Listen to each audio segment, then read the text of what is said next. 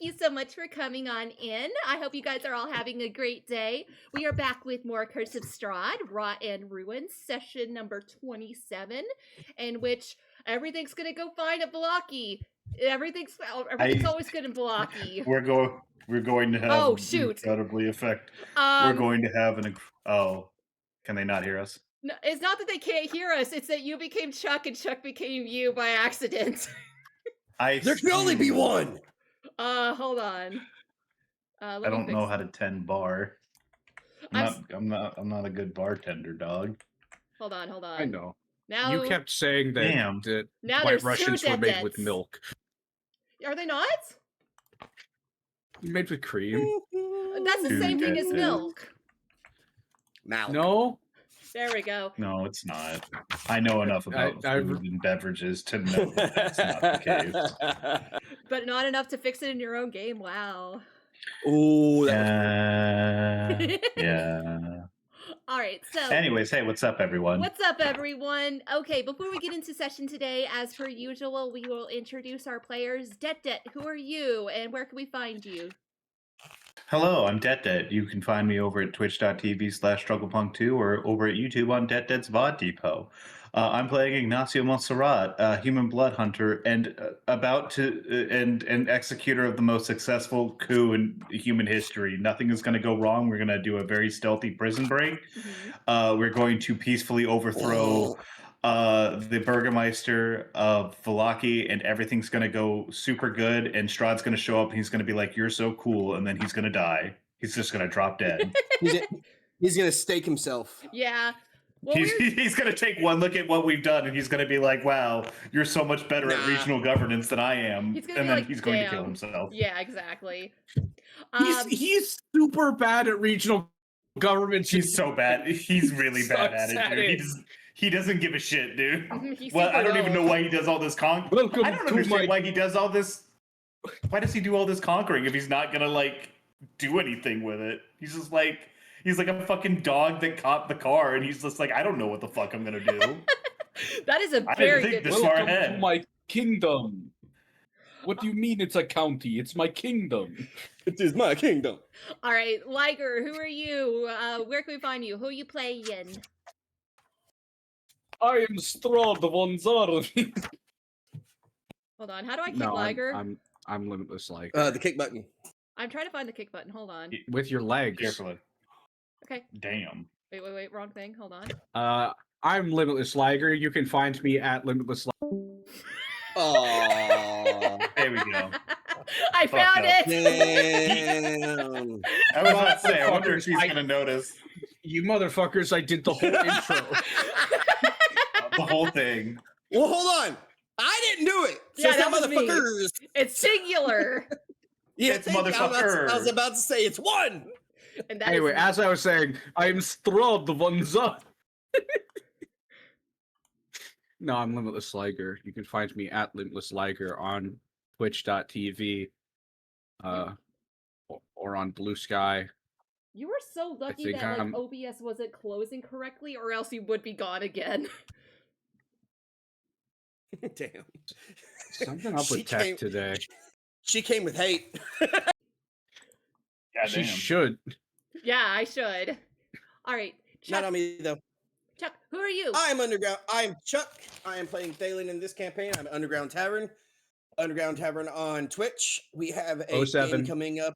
07. Yeah. You gotta add the 07. Underground Tavern 07. You can find me on Twitch. Liger's gonna help me get a YouTube channel together here real soon. Really? Oh, is that a thing I promise? Yeah, I can show you the message. I said I'd show you how to save your VOD. And you see, anyway, we'll get into this later. I will be setting up a YouTube channel where I will be doing other stuff, but the one coming up is one on Thursday at 6:45 Eastern Standard Time.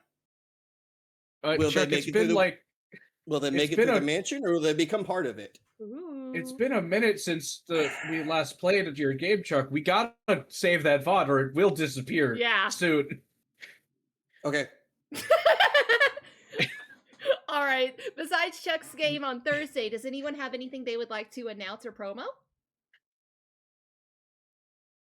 I would like to promo an apology for not having Tokyo 1999 yesterday. Oh no, don't. Small family emergency. Everything's fine. Everyone's good. Did have to visit somebody in the hospital. Everything is fine. I don't know if you know what promo means. Yeah, I don't think so either. Are you going to post an apology video? I would like to promote an apology. I would like to forward and promote an apology. We will be getting back to that hopefully very soon. I'm sorry that it's taken so long. No, you're all good, man. I have no specifics to promo. I can only say I'm working on something different, and it'll be soon. And you know what's secret because he hasn't even told us.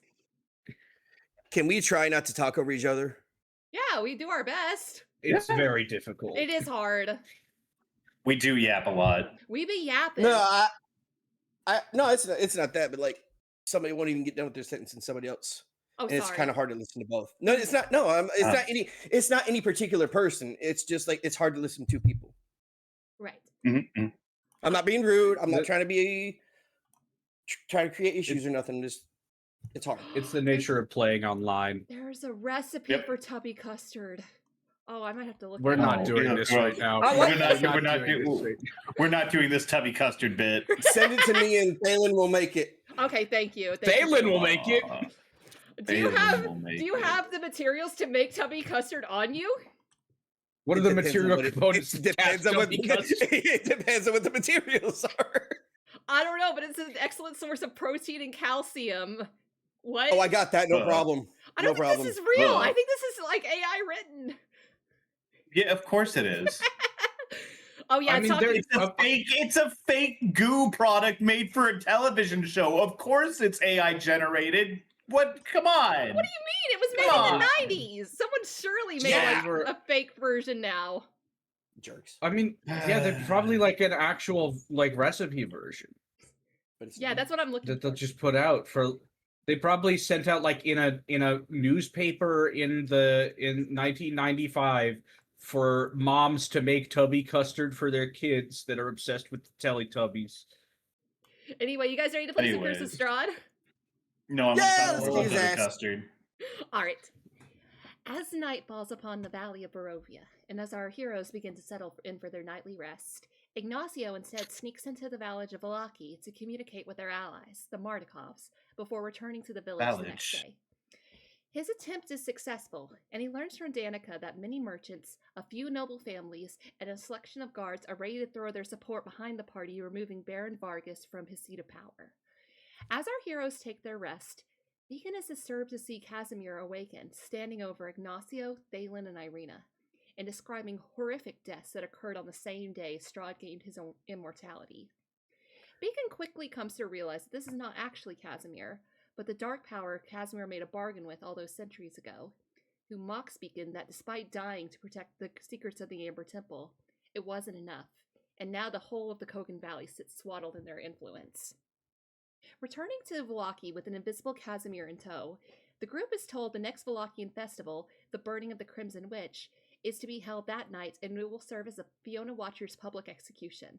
The party briefly meets Adelaide while entering the town, and although she tries to speak to them in secret, Ignacio has become wary of her following Davian Mardikov's revelation that Fiona Watcher spearheaded a cult and Rictavio's conspiracy boards tying Adelaide and Fiona Watcher together.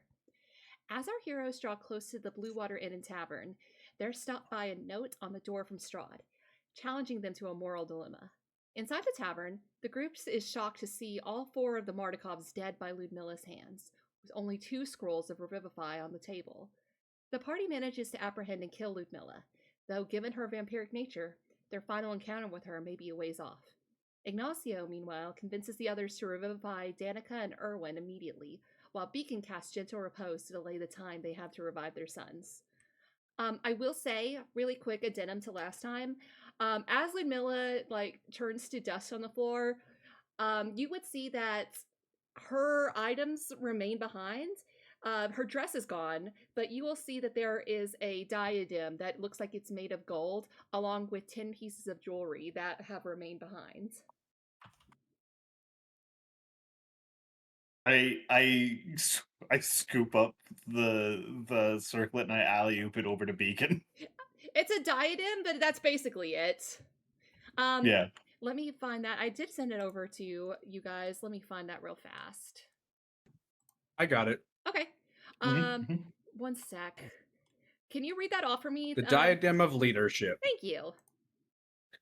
Diadem of Leadership requires attunement by a creature of at least 15 intelligence and provides the wearer with the following benefits. The wearer has resistance to psychic damage. The wearer can use a bonus action to inspire one creature they can see that is within 60 feet of them, that can see or hear them. Once before the end of their next turn, the inspired creature can roll a d6, add the number rolled to one ability check, attack roll, or saving throw it makes.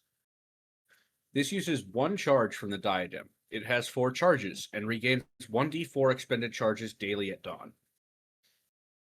Mm-hmm. Hell yeah. So that shit fucking it's slaps. pretty good. That's really good. Beacon has just enough intelligence to wear it. Yeah. I don't think anyone else in this party is like smart enough to use it. Casimir. Hey. Casimir would have been. You need a 15 intelligence, Thalin. Do you have 15? Maybe. How maybe is that maybe? That's. It'd be so funny if he did. Intelligence. I just like he's like actually like the smartest person in the party. And I'm like, This is like Beacon being the most charismatic person. I don't want in to the talk party. about it. Yeah, checks out. Beacon, Yeah, you now have a he's out. sparkly, basically a sparkly new crown. Nice. I don't do a lot with my tiara. bonus sections anyway. Yeah, he does. Yeah. And Phelan's what's so been funny messing about so that? hard. Yeah, he's a pretty princess. What's so Nothing. funny? No, about that? what's funny about that?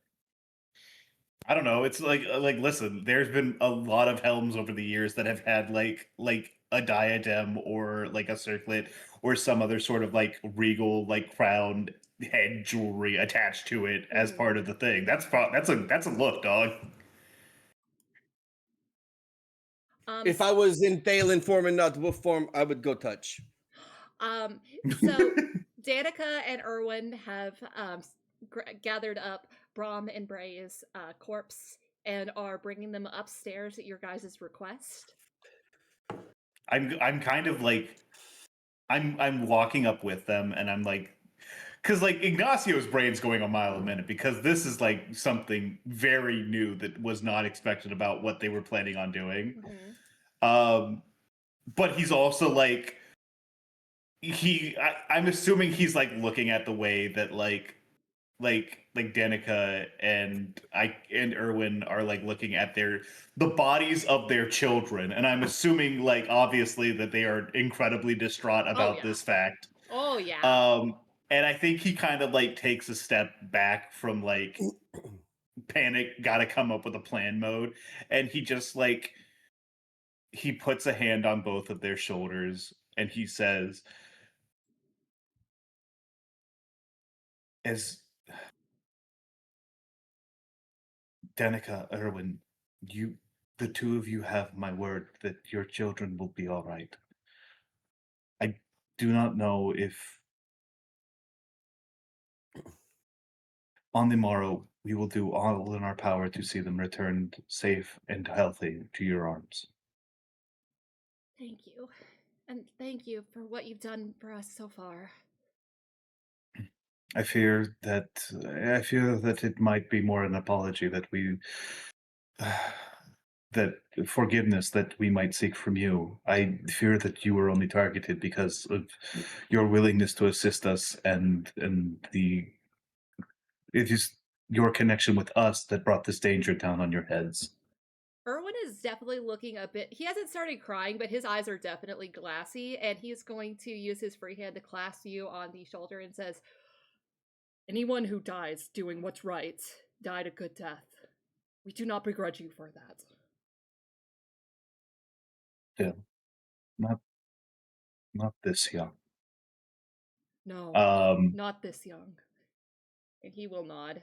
And let me go ahead and reveal the next floor, because you guys get a new room. Yeah, I was about to say, we've never been upstairs into, like, the personal side of, like, the bar. Yeah, so, let me go ahead and reveal that for you guys. Will it work? Oh, that's the polygon reveal. Wrong one. That's okay. There's a triangle. Wow, a triangle. There's a triangle. It's triangles. I love triangles. So many triangles. Where's my Triangles. They're downstairs. Give me a minute. You left me downstairs. Also, where by they the way, remain for an hour. by the way, you guys are talking about tomorrow. We did retcon that because Thalin hadn't cast any spells, he was allowed to like add something. Thalin, do you have 3rd level spell slots?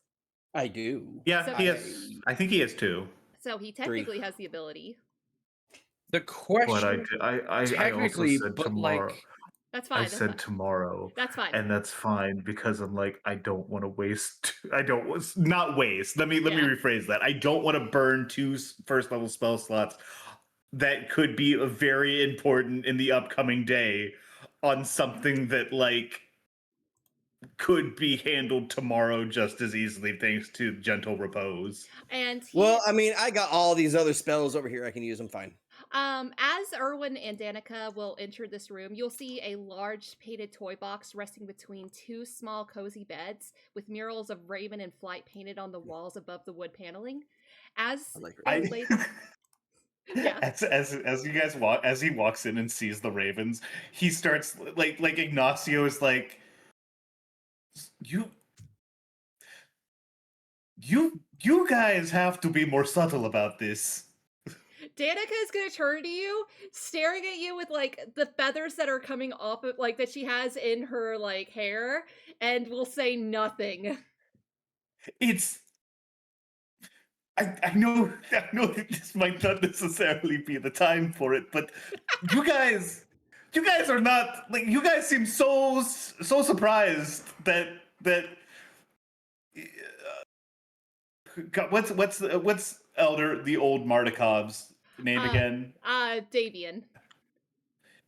Davian seemed so shocked that we figured out what the hell was going on with you guys, and I just gotta say, I don't know if you guys are keeping the secret like you should. Erwin will say like, maybe to outsiders this seems a bit more apparent, and he'll drop his voice while saying this.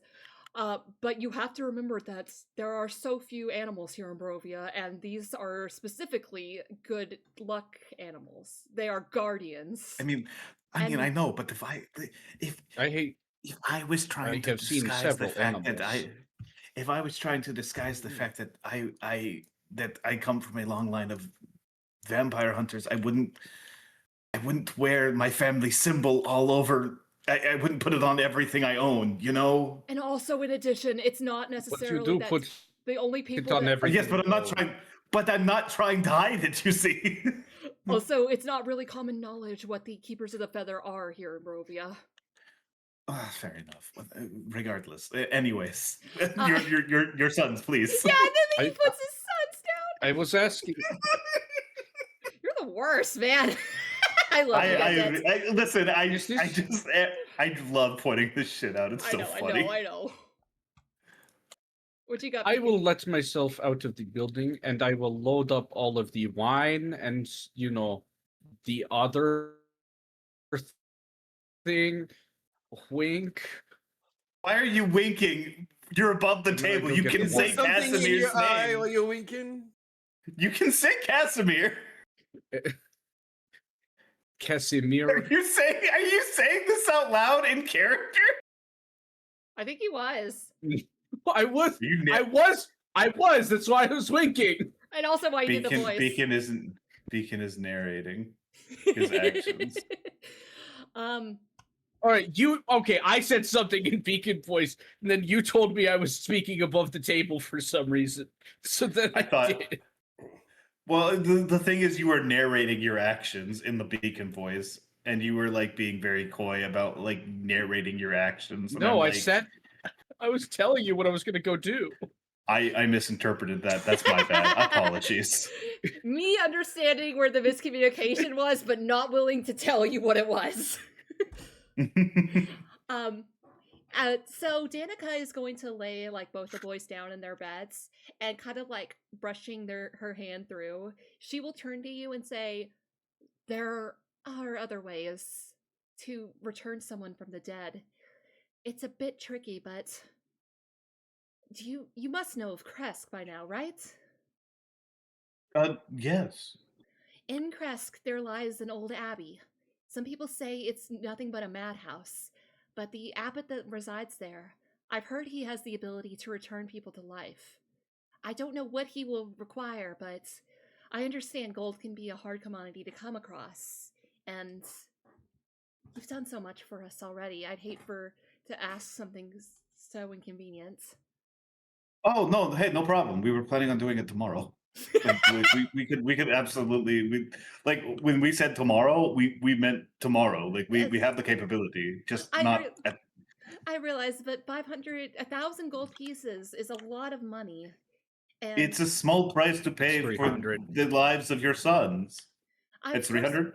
Oh, Revivify is 300. Oh, my bad, 600. Yes, and 600 gold pieces versus the lives of your children is a paltry sum. I would never. Oh man, Thalin's got such a horrible. Guys, I found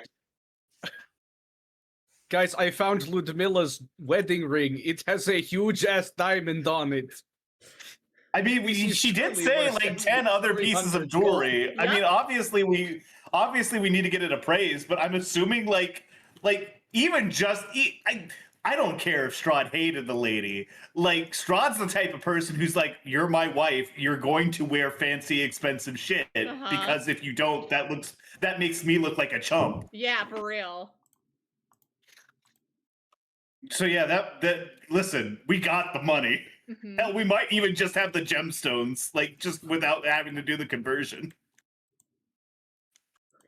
Thank you. This, of course, my sons are invaluable to me. But she kind of like catches her like voice, and she doesn't want to say like, you can go ahead and roll me insight there, Detdet. Sure. Let me go ahead and grab my dice because I completely fucking forgot about that thing. Yeah, you made fun of me for not having my character sheet up one time. Yeah, but here they are. The dice are right here. I just had them set aside. All right, so that's a 17 on the dice. Insight, you said? Yes. Plus 6, that's a 23. 23. With a 23, you can tell that she, and maybe by extension everyone here in Barovia, is not really like accustomed to kind acts with no strings attached, especially something that is worth this much. So so it's not that like she thinks that this is like not worth it or anything. She's just kind of surprised that you are like taking such initiative here and are willing to put that much money on the line for her sons. I'm going to kind of look to Danica and Erwin, and I'm going to say, like, very frankly, the two of you, with the exception of Ismark and Arena, are the friendliest faces that we have seen in this land. You have supported us and aided us when you had no obligation to, and it would be uncouth of us to not repay that generosity in kind. This land, I think, would be brighter if more people in it were like you.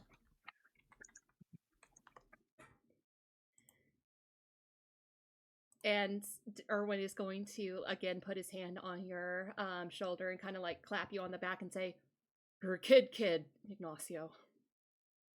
I think we are the same age. No, I'm 32. Wait a second. I'm probably a little younger. I'm not kid. Well, I'm not.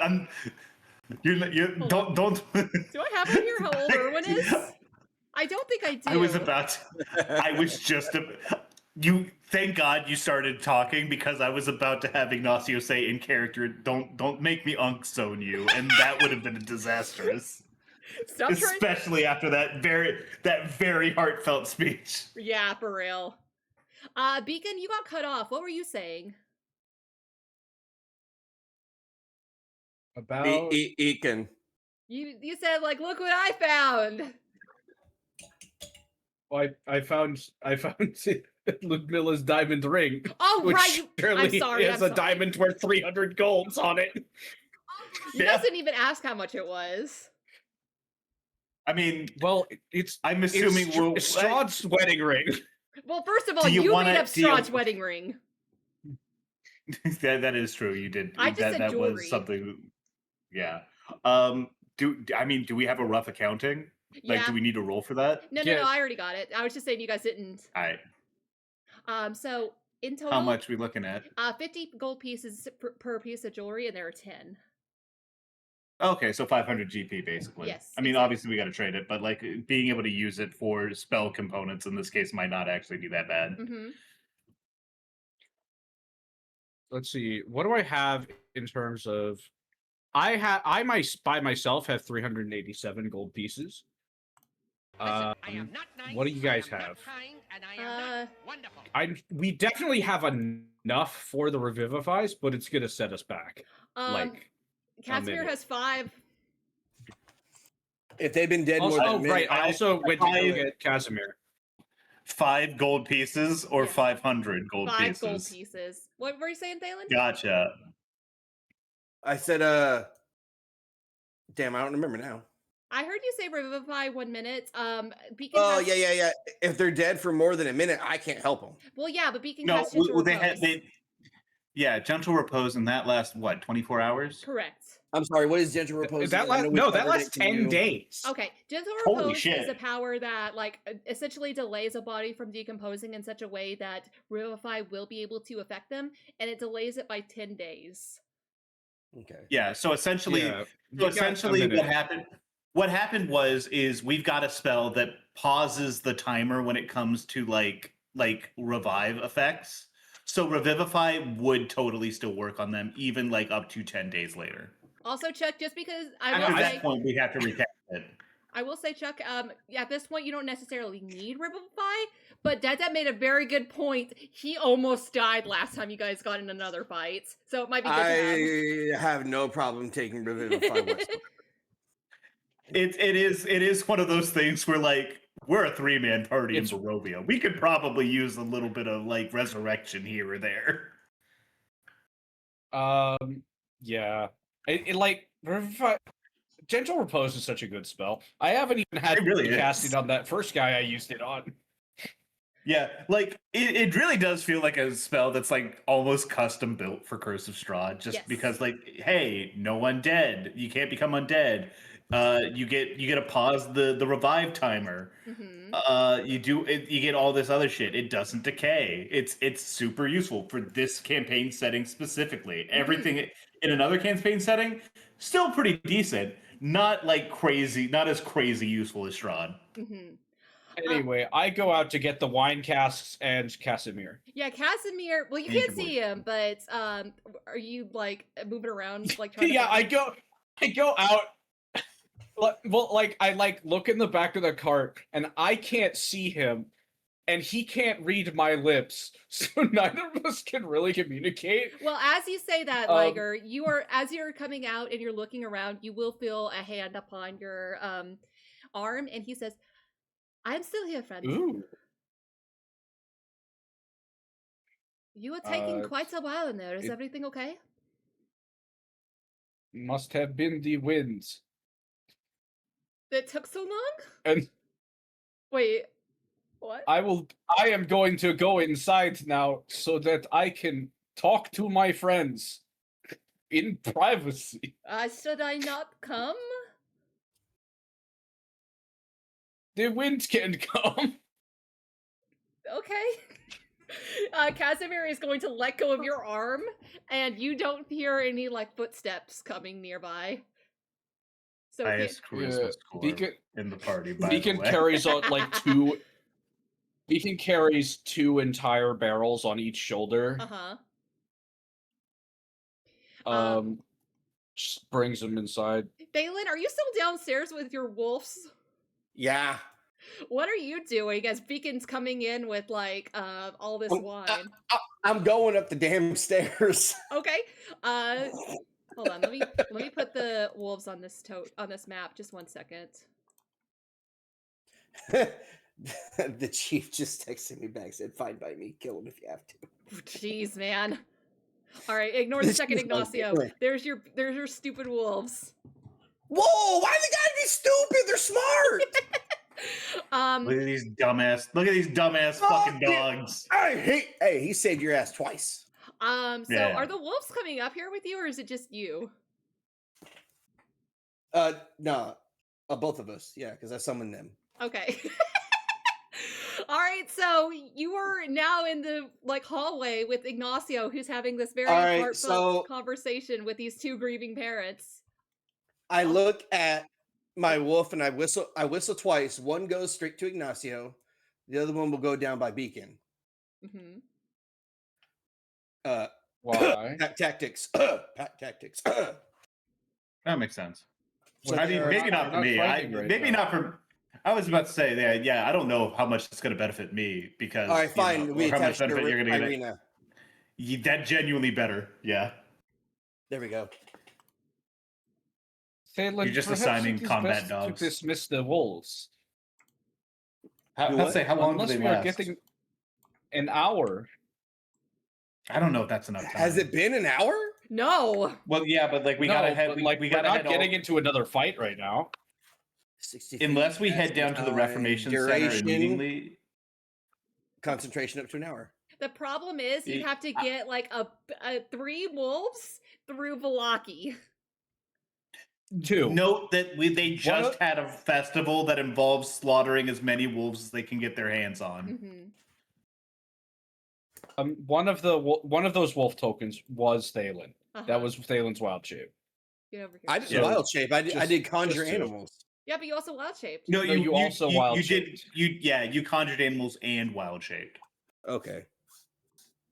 So put me back up. There's a dire wolf, I guess. You are. You're right there. Indeed. Okay. I'm with Irina. Oh. So what are you guys currently what are you guys up to right now? Are you gonna go see your room that you haven't used in a while? I don't think we have time to rest.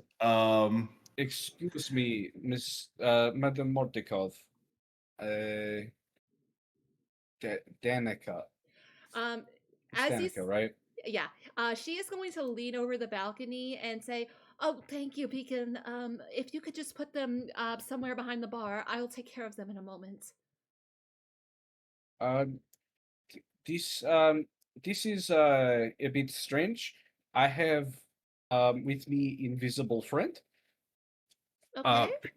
If you could show him to the room of Stella Watcher, that would be excellent. Okay. And she will come downstairs and she says, "And where is this invisible friend?" And she's looking around. He's lost his mind. That is a good question. That is a good question. Where have you gone, Casimir? You don't hear anything. He is quite handsome. Didn't you just tell him to stay in the cart? I look over at Irina from the landing of the stairwell, and I'm like,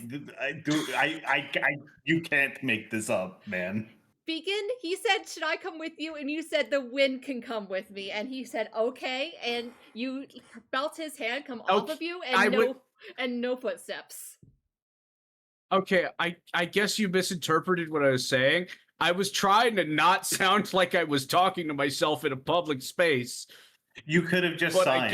Yeah, I thought you were signing. I didn't know what direction he was in. You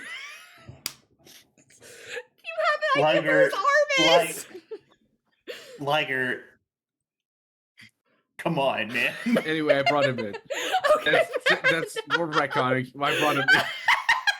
I thought it was clear what had happened, but apparently it was not. Back me up, guys. Was that clear, or am I dumb? Listen. I see where Liger is coming from, and I probably would have interpreted it that way. Liger, you can't blame her for this one. I was so confused. No blame was being assigned. It's a misunderstanding on all counts. No, I'm assigning a little. I am assigning some blame. Okay. So Casimir will kind of you can feel him I guess he's holding onto your arm to let you know that he's still there, and he will he will essentially tap on your arm and say, Do I need to maintain my invisibility for this? It's a concentration spell, so I'm sure I'll have to drop it at some point. Let's see. Go to a room where you are unseen and stay away from windows. We will be making moves to hit the Reformation Center soon, I think. Was what Actually, my friend, if before we escort Casimir to the side of Stella Watcher, I was hoping, if you don't mind, if we could form up around the table down here and come up with some sort of a plan. Is there no reason we could not form up on a place with closed windows and not an open dining room? Listen, it's to sit around the table and plan out a clandestine action. You have to have the aesthetics. It's not just we could do it in a bedroom, sure, like lying around and like sitting down on a bed or something, but it just doesn't have the same je ne sais quoi. You understand? I do understand this. However, I go to bar. I go to bar the door of the tavern. You did walk through town inviting every single person we passed to the tavern tonight. Danica will intercept and say, I kind of look over and I shrug and apologize. Like, I thought it would be some guerrilla advertising. I'm just trying to help out. If it wouldn't matter at all, we do have an attic that is secret enough if you need to make sure that you're safe. And she looks at you. How is the lighting and acoustics? The acoustics are good, lighting not so great, but perfect. Excellent. No, perfect. Is it slightly damp? No, it's got a lot of straw up there, so I can't imagine it's particularly damp. She's gonna look at Thalin and his wolves and say, you do need to go up a trapdoor to the attic. I don't know. You might have to pick up the wolves. I can throw wolves. The wolves. I'm not. Thalin, I'm not going to lie. I think it might be time to drop the wolves for the moment. I just don't know how useful. The one by Irina drops his head. The one by Irina drops his head, goes, oof, and he's Thalin again. Danica is going to lead you guys into the boys' room, and she is going to, let's see, she will grab a little string that is hanging, like a cord that is hanging from the ceiling, and she will pull it out, and you will see that there is a little ladder that extends downward that leads up into an attic.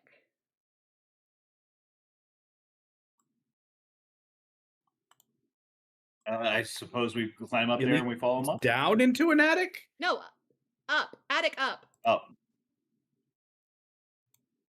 Attic go up. Attic go up. To the attic. Basement go Let's down. go to the attic! I will go up. Yeah, I'm going up. I'm going to go up. So you guys will find yourself inside a 10-foot wide, 30-foot long attic that has a ceiling that slants down towards the west. You would see that there are 4 little bundles of straw that you recognize, with the addition of feathers, as being actually 3. But you will see 4 bundles of straw, or 3 bundles of straw, that with the addition of feathers pretty clearly looks like a little nest. So when I said a bedroom earlier, might not be the most appropriate place for this. Mm-hmm. I mean, there are no windows in here. That's fair. You would also see that there is a strong box that is in the corner. What? Did your children come from eggs?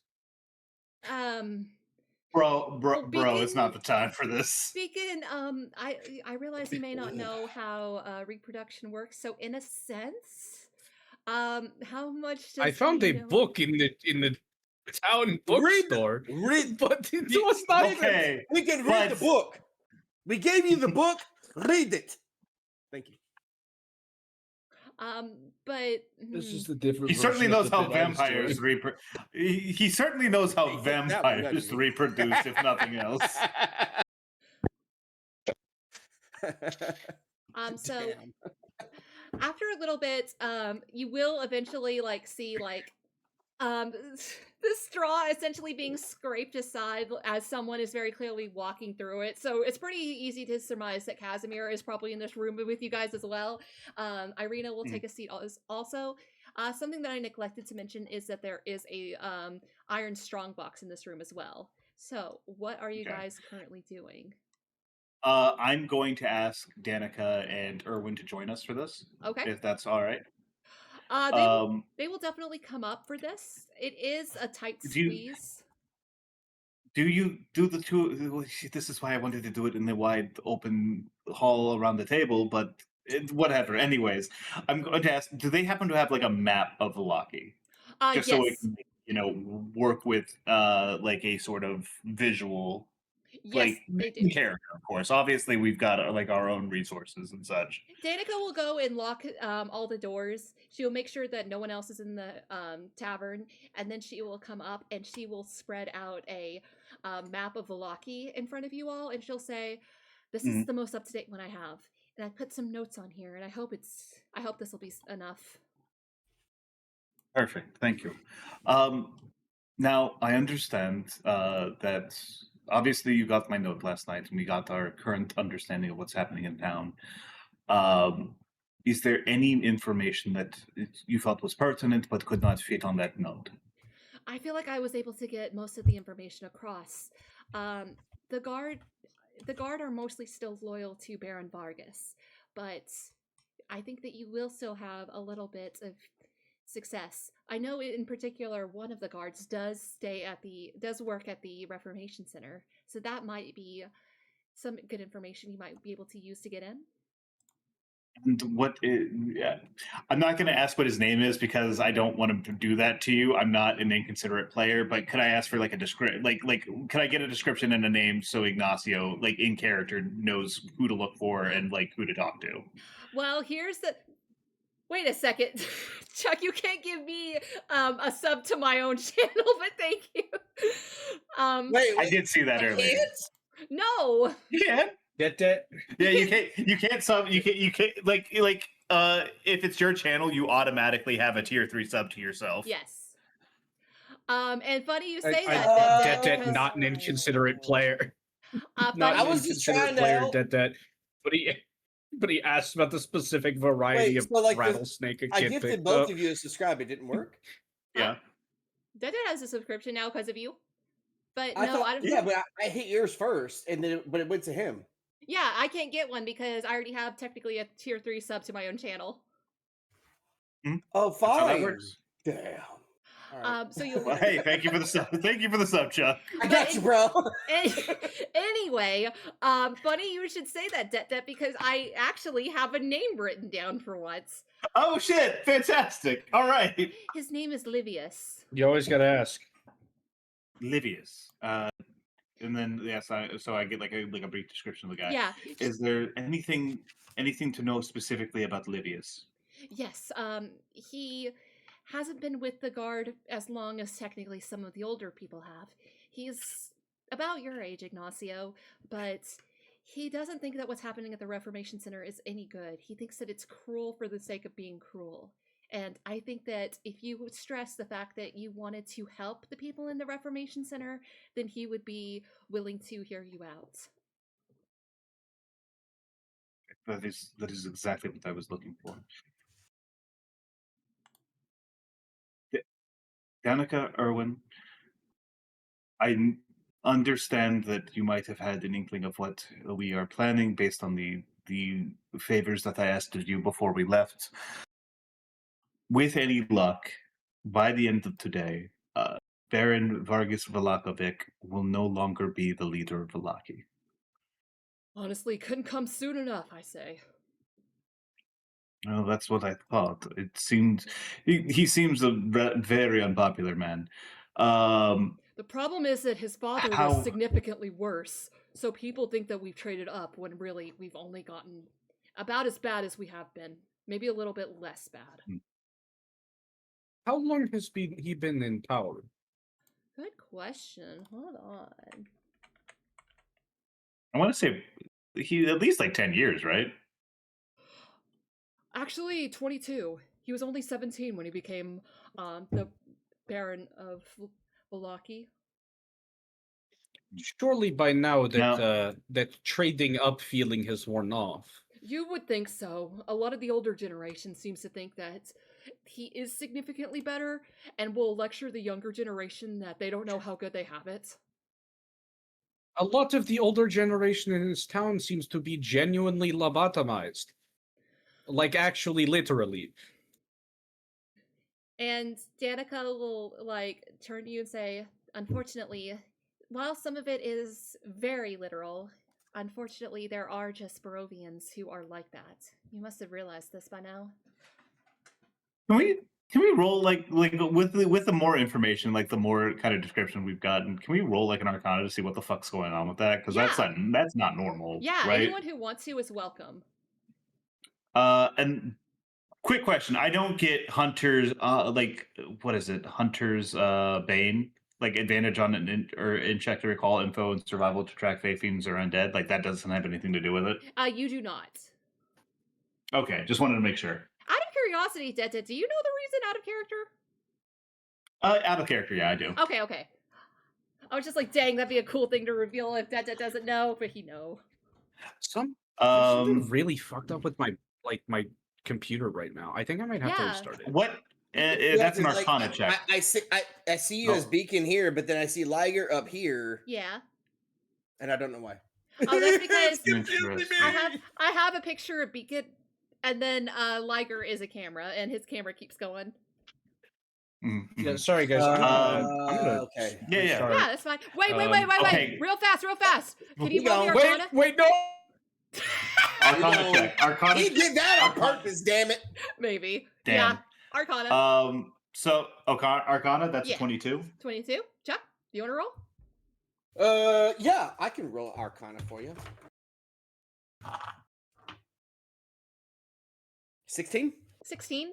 So I'll say with a 22 and a 16, you guys are thinking back to. Do we want to wait until Liger This is what I'm talking about. Because it feels like pretty important. Hold on. Let me message him and see what he rolled. Hello? Oh, hello? Oh, hey. I'm on mobile. Liger, roll. Oh, okay. Oh. Roll an Arcana check to determine what the fuck is going on with these Barovians. It was a 21. Okay, so everyone would know. So it's very, like, you're thinking back to the man at Barovia Village who was the owner of the tavern, and you're thinking of, like, just the way that he kind of embodied the color gray, and the only thing that he truly responded to was fear whenever Thalin threw the bag at him. You didn't see that, but Thalin does. But the way that you're looking at these Barovians, they really don't react to stuff. And, like, in particular, during the raid that happened with the vampires, you remember breaking into a house and there were people sitting at a table just eating, like, as if not disturbed at all. They're not reacting right. They seem to react to fear, but that's about it. And the way that you looked at their eyes, it's like there's nothing behind it. Shit. So while lobotomy does make sense, it doesn't necessarily make sense for this, because lobotomy would just mean that they can't react really well to anything. They are reacting to fear, but that's about it. With that 22, would I have enough information to put together what I know out of character? Yes, absolutely. Sorry, what? Well, Detdet, would you like to reveal that? They're acting with fear only. Ignacio thinks back to all the interactions he's had with various villagers and people in Barovia, and he knows that it's not everyone.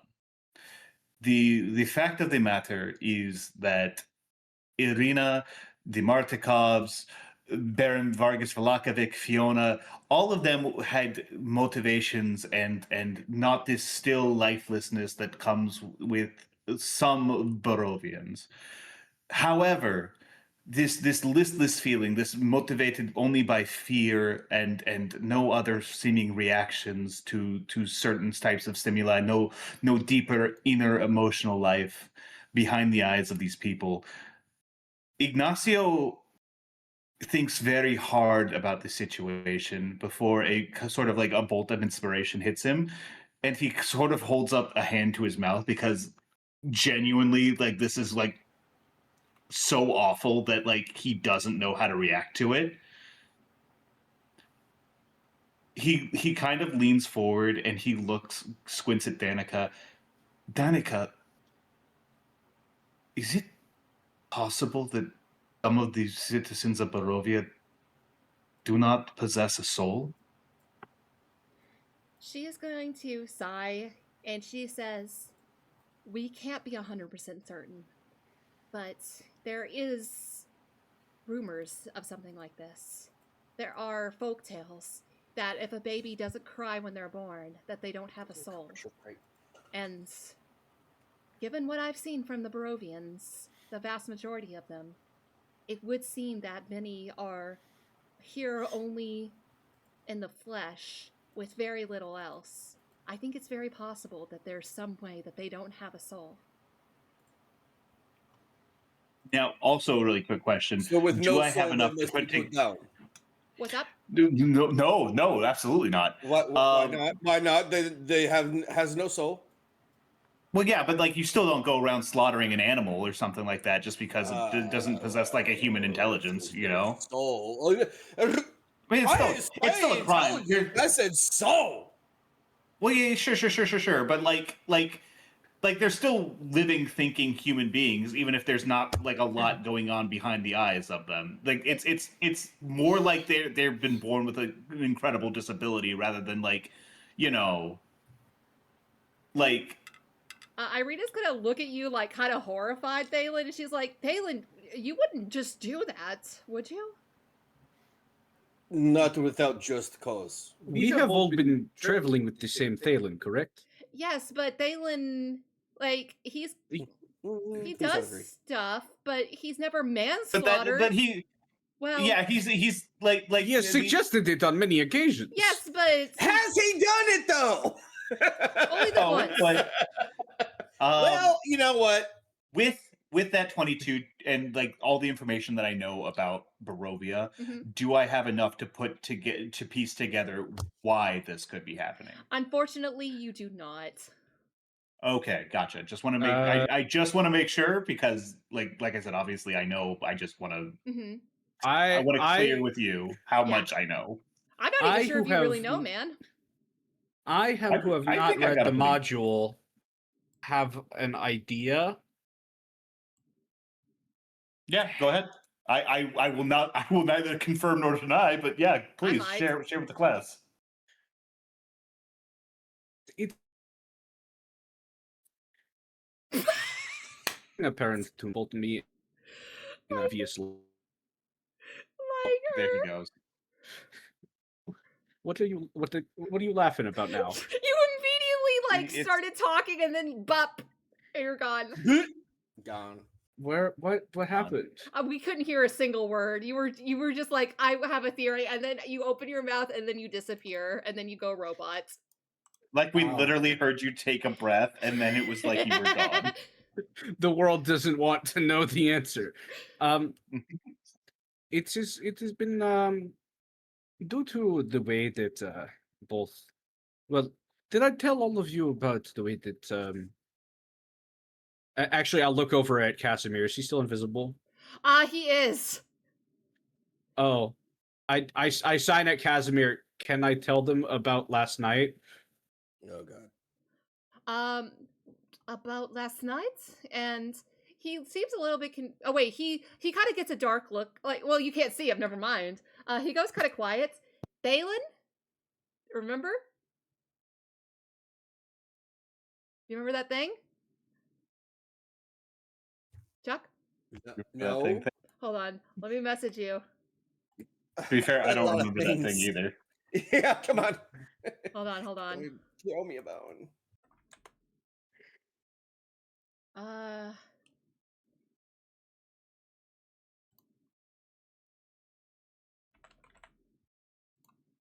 Okay, I just forwarded you a message that you said to me, and I replied yes. You want me to put that dream thing out? No. I'm trying to find it because Never mind. But Casimir doesn't say much. But he doesn't stop you. This was in reference to last session. Yes. While I was supposed to be asleep. Correct. Okay. So do you want if? So what you do with that is up to you, man. But Casimir doesn't say anything, but he doesn't seem to be stopping you from saying anything. I'll just be vague then. There have been certain in our travels about the nature of death in this land that has indicated to me that there is some sort of cycle of reincarnation. People die and are reborn here. Shit, yeah, okay. It seems logical to me that if there are more people being born than there were originally, then there are not enough bodies for souls to enter. Or rather the opposite, there are too many bodies and not enough souls to go around. Ignacio's eyes widen. Did Barovia split off when Strahd fell to the dark, became a vampire, and split off to become its own demiplane? Are you saying that it is trapped from the cycle of reincarnation? That those who die here are trapped, and that no souls can enter or leave? This is merely a theory based on someone who has not read a module. That's a completely in-character reaction. I'm not. I think that he said everything up until based on someone who has not read the module. Yeah. It is only a theory. A game theory. I was thinking it. Chuck, I have another thing for you. So I don't know if you recall this, but when you were sneaking through... I found what you're talking about. Yes, but I've got something else. Oh, no. Oh, shit. Oh, shit. You might recall that when you were sneaking through Baron Vargas's house, you saw a bunch of portraits of different ancestors of him, and you saw one that looked like Ismark.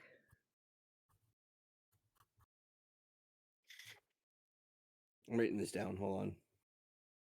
But you have not shared this information with the party. I think I probably would now. What are you saying? Well, then what's the information? I had a dream. No. And then no? I thought you said it was in a dream. No, you were in Baron Vargas's house, and you saw a painting of a bunch of ancestors, and one was of Ismark. When I was going through Burgermeister's house, I found portraits of ancestors. You see, lineage, and I found one that looked like Ismark. My brother? Yes. Ignacio's eyes go wide. I do not know what this means. I do not know if it is ancestor that looks exactly alike, but he looks like Ismark. We're not related to Vargas, though. Are you sure? And evidently, there have been multiple counts of people that look exactly like Is there something down the line that you do not perhaps know? I was about to say, the red-haired witch is not... It is not that Irina looks like the red-haired witch, but that the red-haired woman that is born in Barovia is a reincarnation of the same... He has been hunting you for untold lives. Wait, remember? It has to be like 6. Remember Rictavio's? Well, okay. Rictavio's board. Rictavo's board, yes. First known reincarnation of Tatiana. That's what it said about Marina. No, let me pull up that board.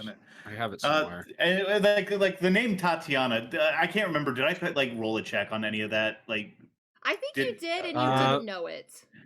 Marina Gregorova from Surviving Records, burned at the stake in the year 400 of the Barovian calendar. Records list Monsignor Grigor Antonovich as both her adopted father and her husband. First known reincarnation of Tatiana. And she Irina looks terrified at this, and she will say, I didn't put it together then. When Strahd first came to me, he said something about how he found me, and he called me Tatiana. That stupid son of a bitch. What does this mean? It means that Strahd is a greater fool than I could have possibly imagined. He pursues you. He has been pursuing you despite countless failures, countless tragedies across the last 500 years. When you reincarnate, when your soul reincarnates, because like he says, he starts to say you, like when you, but then he like stops for a moment and makes an effort to correct himself. When your soul reincarnated, whenever your soul reincarnates, he pursues the woman that matches your physical description. And I suppose you must have either rejected him or left his company in some way every time.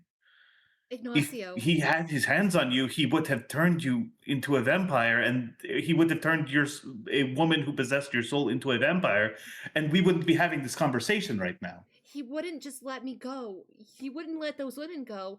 They must have died. What's gonna happen? We will kill him. Yes. And also, Beacon, you might remember the third one that Casimir mentioned when he was over Irina was complications in vampiric rebirth. Complications in birth. You know, they forgot to have a midwife. Does the phrase "complication in vampiric rebirth" does that even does that make sense to Ignacio at all? No, because yeah, I had never heard of something going wrong with an attempted turning, unless something without outside interference, at least, right? Mm-hmm, didn't tell you about that. Yeah, that's correct. But now he's oh yeah, that's correct. He hasn't said that out loud, so all that's kind of mute or moot. Okay, well, it's a moot point. Gotcha. Yeah. Does he mention it now? I heard from no one in particular at an unspecified time something about complications in vampiric rebirth. Yeah, and he rolled deception at disadvantage. Why I would like to insight because that was really obvious.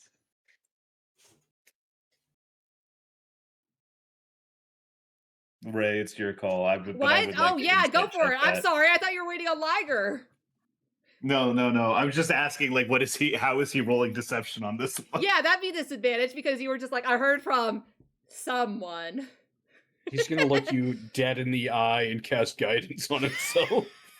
I'm going to watch him cast guidance on himself. Does that give me insight to the deception check?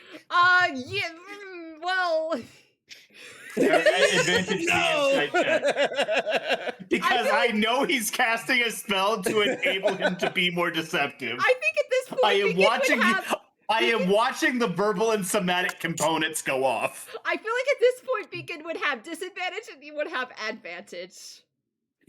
Perfect. You already gave me disadvantage. Yes, that's correct. And also... and now I have also advantage. It's a 14. A 14? Well, one of those is a 19 on the dice, plus 6 insight. So I definitely know this came from Casimir somehow. You don't know that. You don't know that. You just know I'm lying.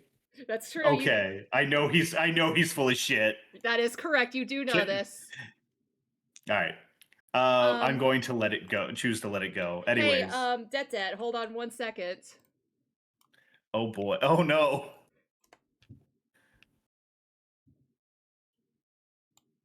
What is this? That's a thing you've This is already yet- read. This is yet another example of a time that we wanted to do a heist and then didn't. That's true. Mm. I'm just reminding you of a thing that has happened in the past. And what Let you me choose... let me go ahead and read this. And what you choose... Give me like 2 seconds, Okay. guys. If you want to continue the scene, while just say that Ignacio is thinking really hard as you continue. But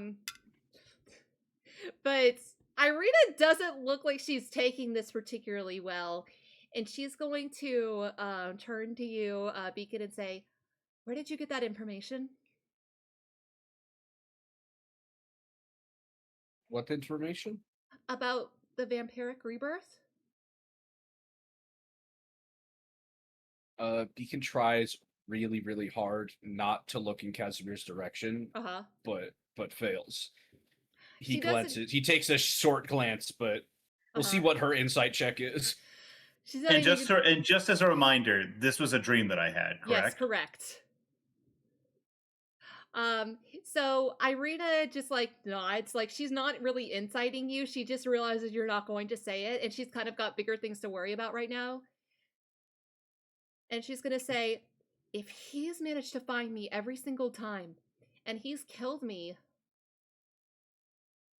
and she doesn't say anything else, but she looks terrified. Well, did Beacon mention the complications with vampiric rebirth? That's what you insight checked about. Yes, he did. Well, okay, but yeah, but I don't know if you finished the statement. Is the thing. That was literally the entire. That was literally the entire thing that I learned. It was just what Casimir looked at her and said, "Blah blah blah," burned at the stake. Ignacio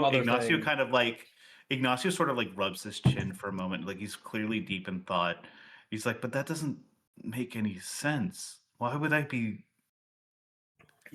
And then he looks up and he looks over at Arena. He said complications with the vampiric rebirth, but to the best of my knowledge, I've never heard of something happening without undue outside influence to cause a vampire turning to develop in such a way. And if there was outside influence. Well, there is one more thing. I think several nights ago, I had a dream where I think Strahd was attempting to turn me. And as I lay there dying and fading away, he kept muttering to himself that how could this have happened again? Why does this keep happening? I look over at Arena. Arena, you have lived in this land for far longer than I have. Has there been any records of people experiencing dreams that reflect the visions, the souls and lived experiences of another? I seem to be exclusively having those dreams. Thalin, you've also been having dreams like that. Yeah. Danica's going to speak up and say, the dreams that people have here in Ravenloft are much darker, but I certainly haven't given the thoughts that reincarnation is impossible, like, any thoughts. I've always believed that it's possible, because sometimes it feels like while I'm dreaming, I can see things that I've not lived through, but were so visible and so clear. That might make sense. Well, what the hell? Just as a quick question, right? Like we're still operating like outside of Barovia, the normal rules of like like souls when they die, they pass into an afterlife and are eventually reincarnated into the material, back into the prime material. Yeah, that is correct. Yes. Okay. And like Ignacio is aware of this and like knows about it, both Oh, as like sort of yeah. like a technical thing for his job, and also because he's like from a family of very religious people. I feel like at this point, like, I think that everyone would have some understanding of that just because, like, of what religion you have to follow. But obviously, it's not true of every single religion. Sometimes you just pass on and stay there. Yeah. Like Ignatius just kind of mutter to himself to think that the powers that have sealed Barovia off from the world are strong enough to separate the demi-plane itself from this normal cycle of reincarnation to construct its own bastardized closed circle version is just what the hell are we dealing with here? What the hell? To those powers. My friend, they seem to be. Sorry, I dropped my dice, so I'm trying to look for it while I roleplay. I was wondering what you were doing. Yeah, there we go. I just obviously Strahd and his vampirism had to come from somewhere. To the extent of our records, he may in fact be the first vampire, but just what could be backing him that could create such a situation?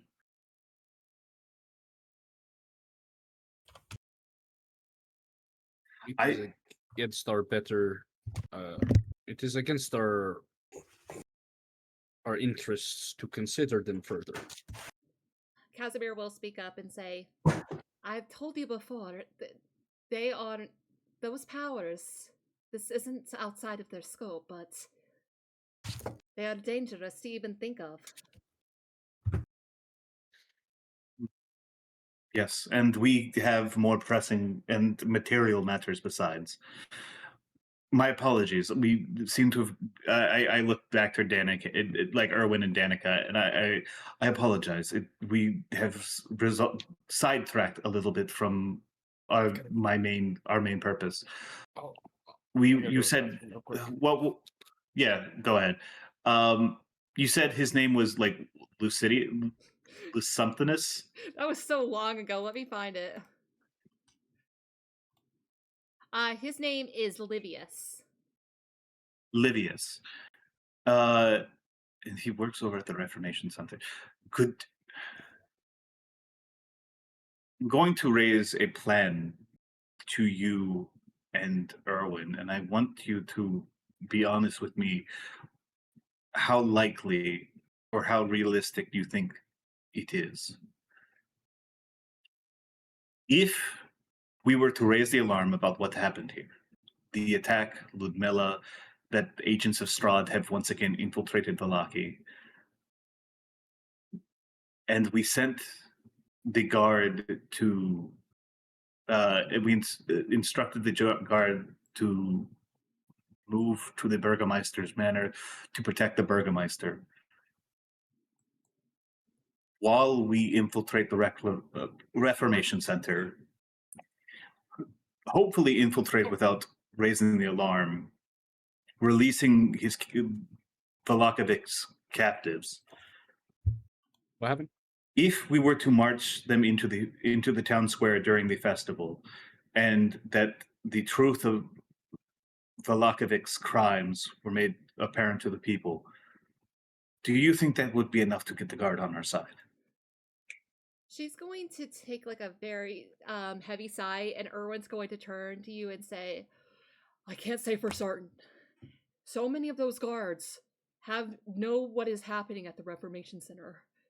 And even if everything goes according to plan, some may back him by merit that we have no other leader."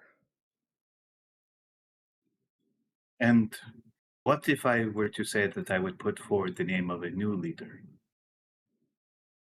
Well, you are an outsider. What are the chances you would listen to the... Never mind. Yeah, perhaps go ahead, one of you.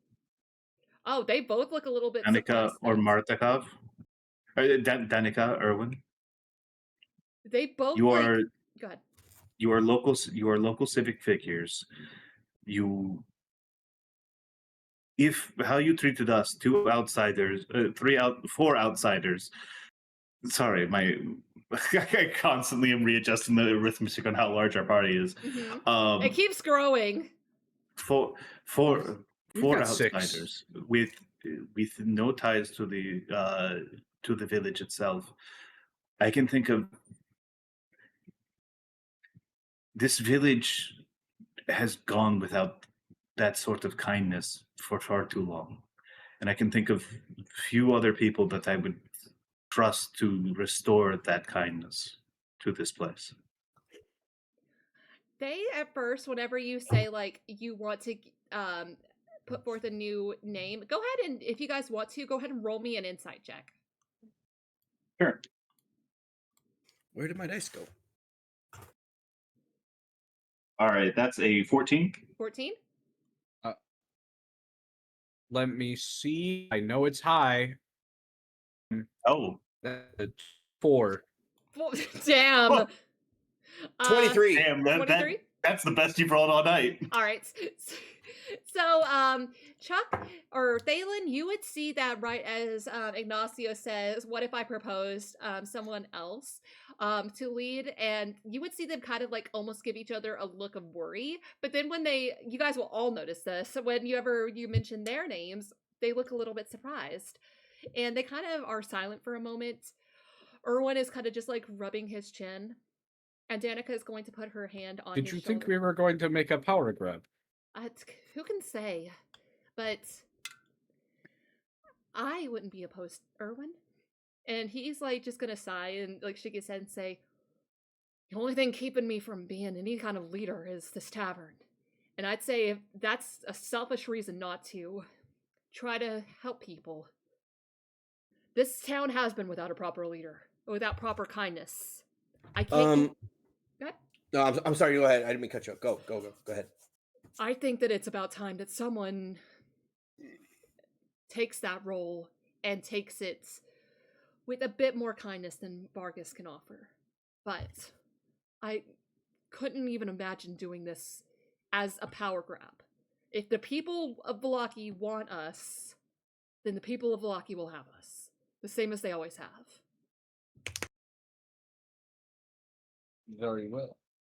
If we do manage to pull this off, then perhaps things will finally all be well. I think that is a motto we can leave behind. At this point, Thalin would kind of grab Ignacio by the shoulder and kind of like gesture with his head to come with him. I kind of follow him out into the hall. Okay. Pardon me for one moment.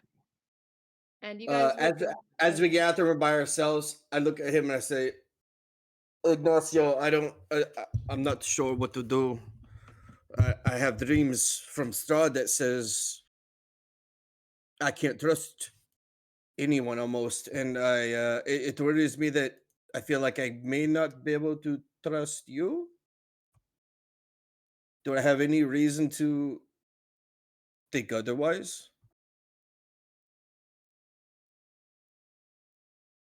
Thalin, And he's staring at you like dead in your eyes, like he's not looking away. He's staring at you. I think like Ignacio, I think would recognize that like how like serious this question is, and not What's like secret? because like normally he would hit this with like a little bit of humor or something like that, but I think he knows like from your expression just how dead serious you are in this moment. I've been told secrets are being kept from me, but I don't know from who. I would like to think it's not you. I'd like to think that you're my one and only that I can count on. And he kind of drops the accent. He goes, "Look, me and you've been through a lot." Was it fake Wait, accent? I can't keep, it's hurting. Okay, yeah. It's hurting in my throat. I can't keep doing it. Yeah, That's go fair, for that's it. fair. Go for it. You're good. You're good. He just looks at you and says, "Look, we've been through a lot together, and I would like to think that you're the one that I can trust. But you have to understand things in Barovia, the dreams we have, they're as much deceitful as they are true." Thalin, He kind of stops with that. Ignacio is going to take a deep breath and he's going to look you in the eyes. Thalin, 5 years ago, my clan, their powers do not always come without a cost. There is a thing within us that we must always be wary of, that we must keep in control of. 5 years ago, my brother, frustrated, I was I was talented with my family's arts. My brother, not as much. In this disparity in our skills and the attention that we receive from our parents, frustrated him to no end. And I, in my shame and in my weakness, had no idea how to help him, and so I did not. I left it be, and one day my brother fell to that beast that lurks in our hearts. By the time I returned home from a mission, my every member of my family was dead. Our baby sister was held aloft above my brother's head. The second he says our, Thalin's arms start to kind of almost vibrate. Like he's trying to hold back tears, I guess. He turned to me and he threw her aside with such force that her body broke against a burning wall.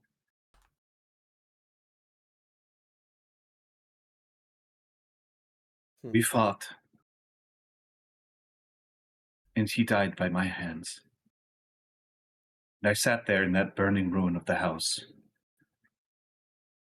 as I held my baby brother in my arms, knowing that I had killed him. His blood, and to some extent the blood of my family, lay on my hands for my failures, both as a brother, as a warrior.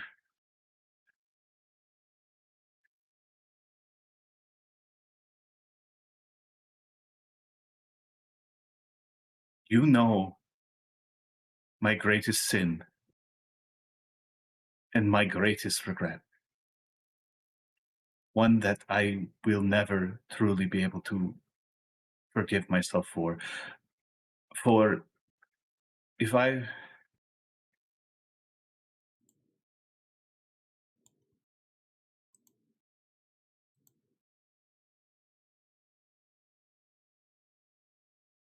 You can trust me, Thalin Miltic.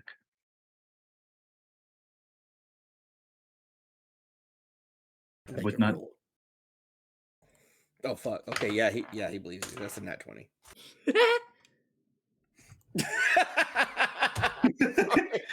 I went ahead and rolled an insight just for funsies. Yeah. Insight. Thalin grabs your shoulder. With a nat 20, I'll give you a little bit of extra like stuff that you see in Ignacio's eyes. You see that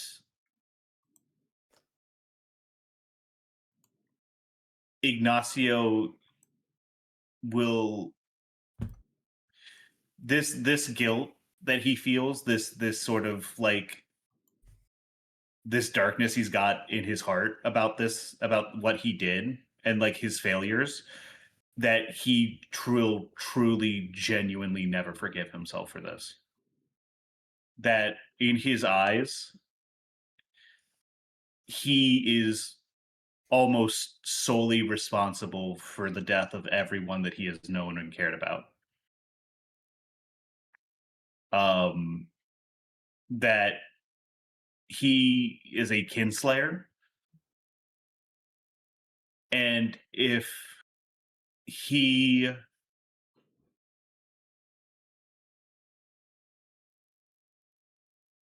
that if his brother is a monster, then he is just as much of a monster as his brother,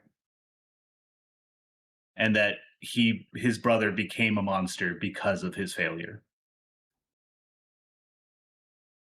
At this point, Thalin would like Yeah. grab his shoulder with one arm and grab like the back of his head with the other arm. He looks at him dead in his face and goes, "I always knew if there was somebody I could trust, it would be you, but I had to make sure." Understand? Is there something that But you wish Barovia to messes share? with people. I understand. It has given me unsettling dreams and insight that I do not know if I should trust about the origin of my clan and its abilities. But And he kind of bumps his head towards yours and goes, "Good. Me and you are on the same page. it is You are my brother, even though Escher is blood. You're still brother." Thank you, Thalin. It means more to me than you know. And to kind of break the head, he pulls out a dagger and says, "Let's go stab some bitches." Well, yes, but hopefully within Not each other. we're once again we're stealth mission. We're trying to fly under the radar on this one. He didn't say go in. He didn't say go in there like loud and shit. Anyways, we're gonna go. Like we're going. Chuck, you can't even say that sentence quietly. You know with that, I think awesome. I don't know what to tell you. With that, I think the two of them, unless there's something else that you wanted to cover real quick, Chuck. I think the two of them kind of rejoin the rest of us. I think that was absolutely. I've been having a chat with Erwin. Uh-huh. Yes. What about? What have you guys been talking about? Erwin, I think it is I must tell you, we have met your father, and Oh, I'm so sorry. I'm so sorry. He is old. I think. I do not know ages very well. He's old, but not as old as he acts. Yes. He has asked us for a favor, and you know, it's he is an ally to us, however rude he may be. He has asked of us to find a crystal, 2 of them. The gems from the winery. Yes, and he seemed to imply that one of them went missing when you left the family. I was wondering if you knew anything about this. I am not implicating you in any sort of crime, and if you did, I would not care. He is going to groan and just shake his head as he puts his hand in his head in his hands. He said, "He still thinks that I'm responsible for that." And I am just asking. It is your friend Beacon. Beacon is here. Why don't there's for a round of corn? You hash this out. Talk about it. No need to be. He's gonna sigh and he'll say, "I was supposed to be watching the winery whenever it went missing. I snuck away to," and he kind of trails off, and Danica's gonna say, "to come see me." And he just nods and goes, "Yes, but when I returned, it was missing. My father thought that I had taken it." A midnight rendezvous. More like a 6 p.m. rendezvous, but it all carries the same. But regardless, you must have been a very brave and competent traveler to have traveled from Valaki City to the winery in such a short amount of time. Backwards, but yes. I don't know if you can call this a city. Also, it's no use pretending that you don't know this. I am a bird. Regardless. Oh, my God. right. Oh, He oh my visited God. her. He visited her. I was Yes. confused for a moment. It's kind of incredible that we're finally. It took us how many sessions? What 20 27. However, 27 sessions to finally find somebody in Barovia that would finally give us a straight answer. Yep. Oh my fucking God! Holy shit! He thinks that maybe I had taken the gem in order to try to pawn it off, to try to maybe make a future with my wife. Well, she wasn't my wife back then, but regardless. Of course, I would never do anything like that. Those gems are the only reason that the wine grows at the Wizards of Wine. I don't know where it Yes. went. All I know is that I should have been watching the winery when it happened. But Were there any details about that night that stood out to you before you left? A sound in the woods, or a feeling of being stalked, or something like that? I apologize, Beacon, but if I could recall, then I would have absolutely provided those details. Unfortunately, I was just a stupid, horny teenager.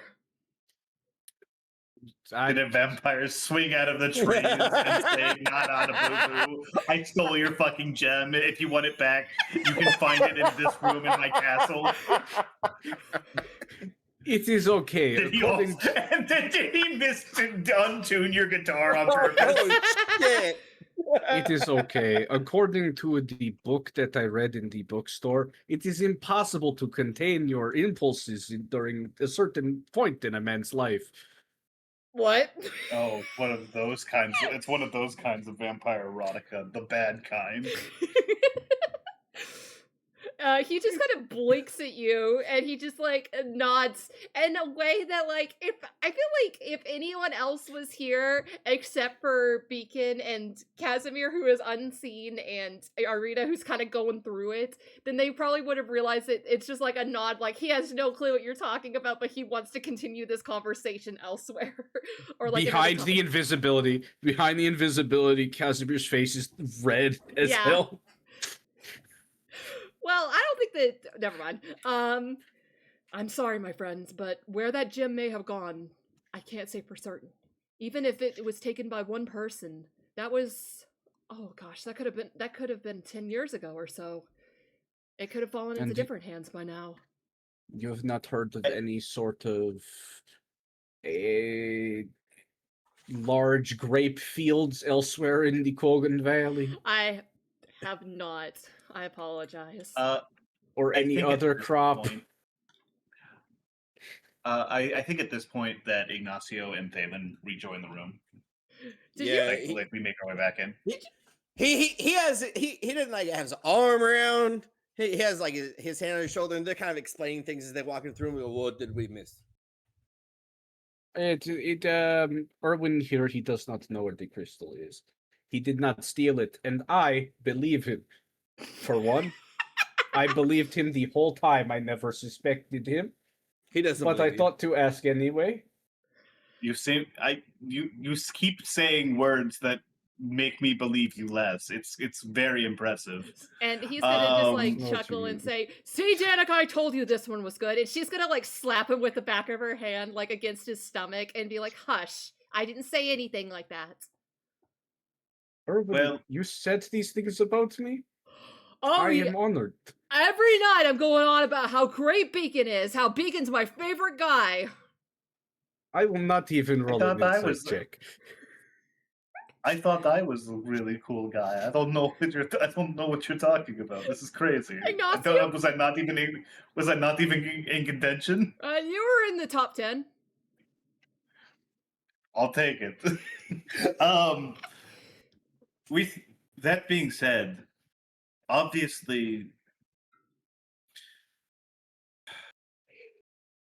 no. Never mind. This conversation it is not the time for this conversation. Later, once everything has shaken out one way or another.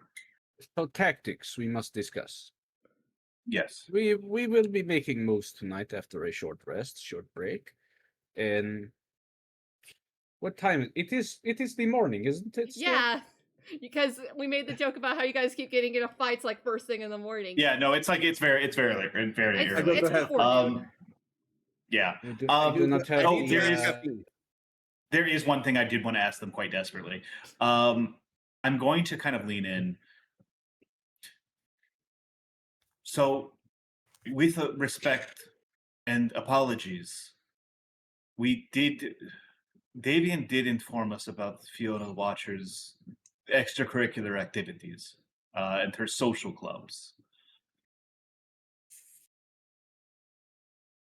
We did not know of this whenever we attempted to set up this, when we tasked you with the various favors and networking that we had asked of you. Adelaide von Holtz, is she involved with Fiona in this way? Do you know? We received information that Rictavio had thought that she was involved in a deeper way than she had let on. and also, who is Ernest? Danica's gonna sigh and she'll say, well, first off, Ernest is the worm that works for Fiona, just like going through town, listening to any kind of gossip. I imagine that's probably why she invited you guys to tea, because she probably knew about you from him. As for Miss Holtz, I can't say for certain if she's working with Fiona Watcher. I can't say for certain that something about her has always rubbed me the wrong way. The Von Holtz have never been very social. They mostly keep to themselves. I found it strange that she was suddenly so out and about so recently when I haven't really seen her much. I swear I'll see her. We keep tabs on as many people as we can. We'll sometimes see her going up to Kresk, but then we lose her. So I can't say for certain whether she's involved with Fiona Watcher, but She travels the roads alone.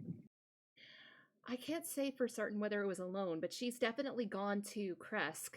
She had a wagon with her, so whether she had people inside or whether she had wood inside, I can't say for certain. But as I said, we've lost track of her whenever we try to follow her in such ways. And do you rarely lose people? Not often, no. And it is consistent. Again, we so rarely see the Von Holtz. I thought it was so strange that she was out at the tavern. I don't think I've ever seen her at the tavern. She was out at the tavern specifically. Shit. Ignacio is like, this isn't enough to like fully like damn Adelaide in his eyes, but like this is more and more bad information that is confirming like his suspicions in a way he didn't really want. Perhaps she already knew of her association with the man who burnt down her logging operation. How would she? Before we even got there. We didn't receive word from Fiona Watcher until the day after we arrived in town. She was in she was in the tavern. She was in the tavern the very night we arrived. Was she not? She was. What was she? Yeah. Adelaide, yes. He somehow knew that we were coming. If this is no mere coincidence, and I am very reluctant to put anything in this blighted land up to coincidence. He somehow knew that we were coming before Fiona Watcher did. Before we had even properly stepped foot into town, one of the very first places that we came to was here. I will say, quick side note, you guys saw her that night after you had done some adventuring. That night. Town. Yeah. We had done some stuff in town, yes. Yeah, so it was literally the same. It was literally like she was being harassed by the Watcher sons. Mm-hmm, exactly.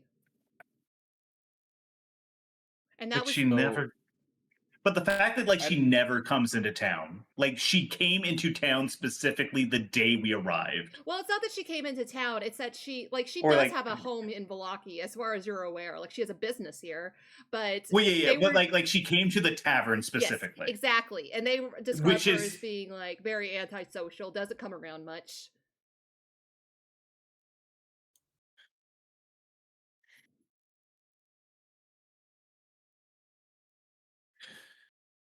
Has she assisted? How involved is she in the networking that we have done?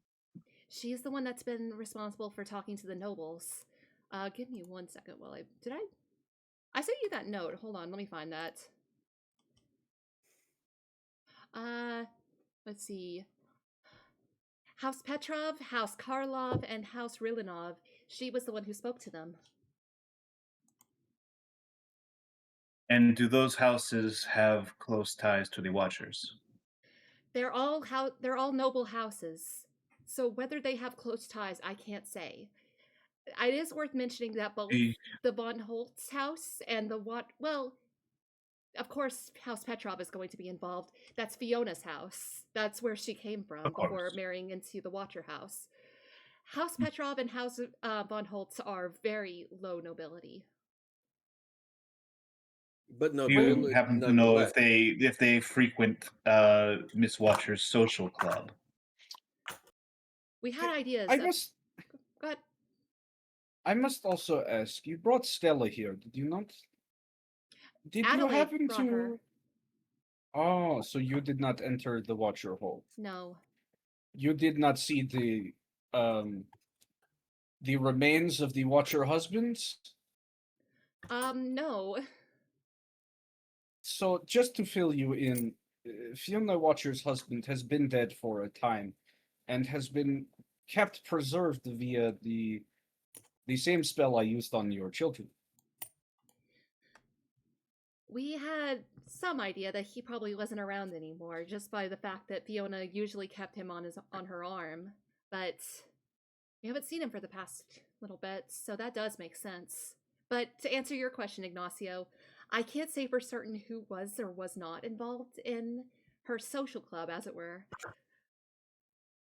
We had some idea that perhaps she was planning something, but you have to understand, and she's going to, like, gesture to Erwin, my husband and my sons, they are only limited to what they can see as when they are ravens. If someone goes inside a house, it's a little bit beyond us. I understand. Chimney.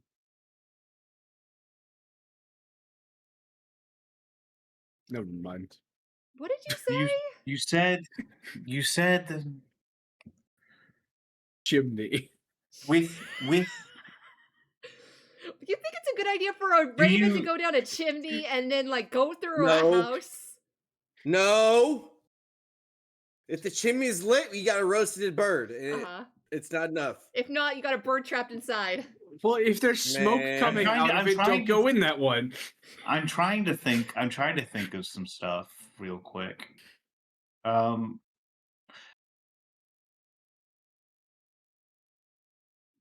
We understand that, like, their lumber yard was burned down. What was it, like 3 or 4 years ago? 3 years, yes. 3 years by Escher's party. That is correct. We understand that it was like it was genuinely we generally understand it as like an attempted distraction to allow someone to break into the Reformation Center. Yes, to bust somebody out. Yes.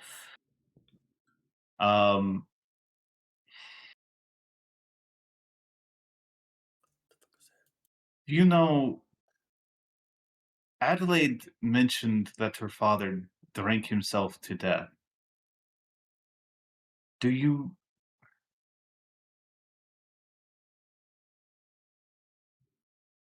know that to be true?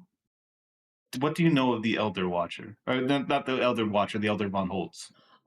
Same as Adelaide. They didn't really come out much. We rarely saw them in town. I know there was a funeral that was held, but I don't believe there was any kind of viewing now that you mention it. I'm sorry. no one ever saw his body. Now that you're bringing this up, I don't believe so, no. Oh, this is interesting.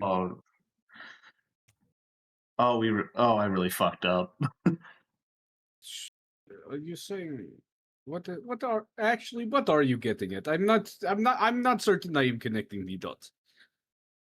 I'm just trying to find out more information, and like it seemed like they were also.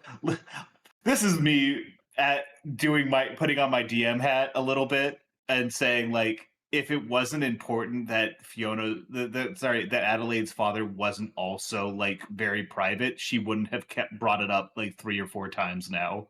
that the older Von Holtz was also very like socially whatever. So I'm like, okay, I'm trying to track back to what we know. Like, what we knew that they burned it down as a distraction. We know that this. I'm just trying to figure out if there was like anything more about the guy. And now you're like, well, there was no body that was buried. No one saw the body at the funeral. And I'm like, there's no body. Well, that's a problem. Perhaps we should find this Ernest fellow and ask him some questions. Do you think Ernest is going to give you an honest answer? I have stalked the zone of truth. Earnestly, no.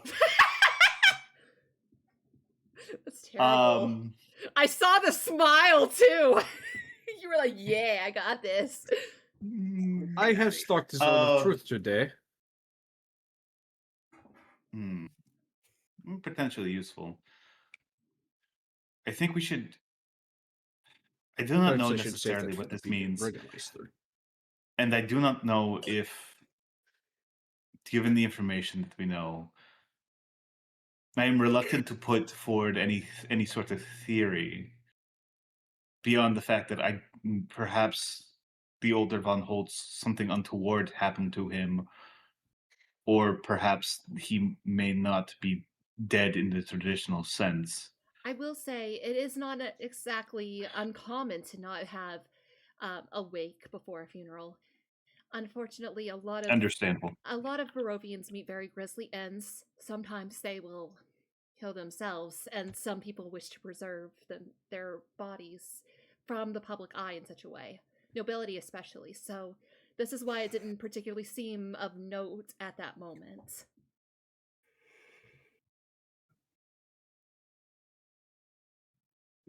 Perhaps this is a problem to kick down the road. We can ask Fiona when we get to her. I do think that we should not make Miss Von Holtz privy to our plans or what we are saying here right now. If she comes by looking for answers, I would say that we are off doing something else. We went to go hunt hags.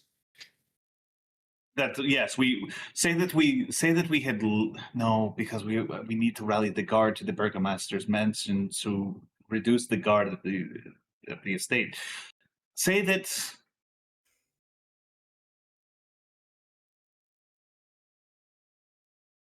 we are meeting with Father.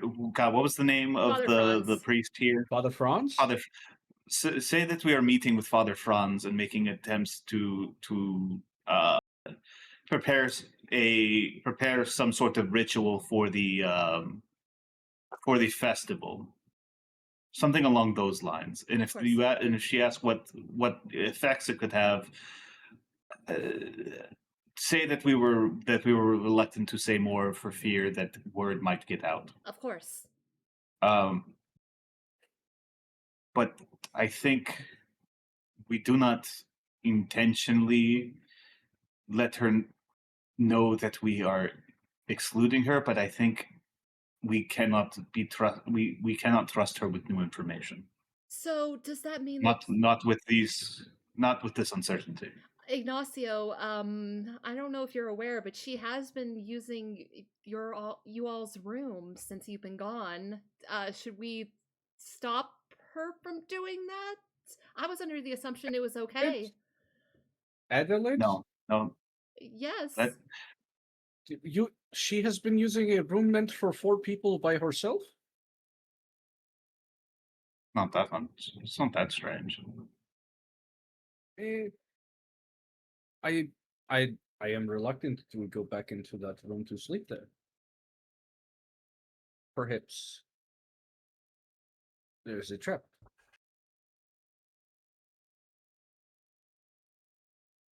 I have just remembered something. Under what circumstances has she been staying? Was she the one who requested Well, she to said that stay in our room?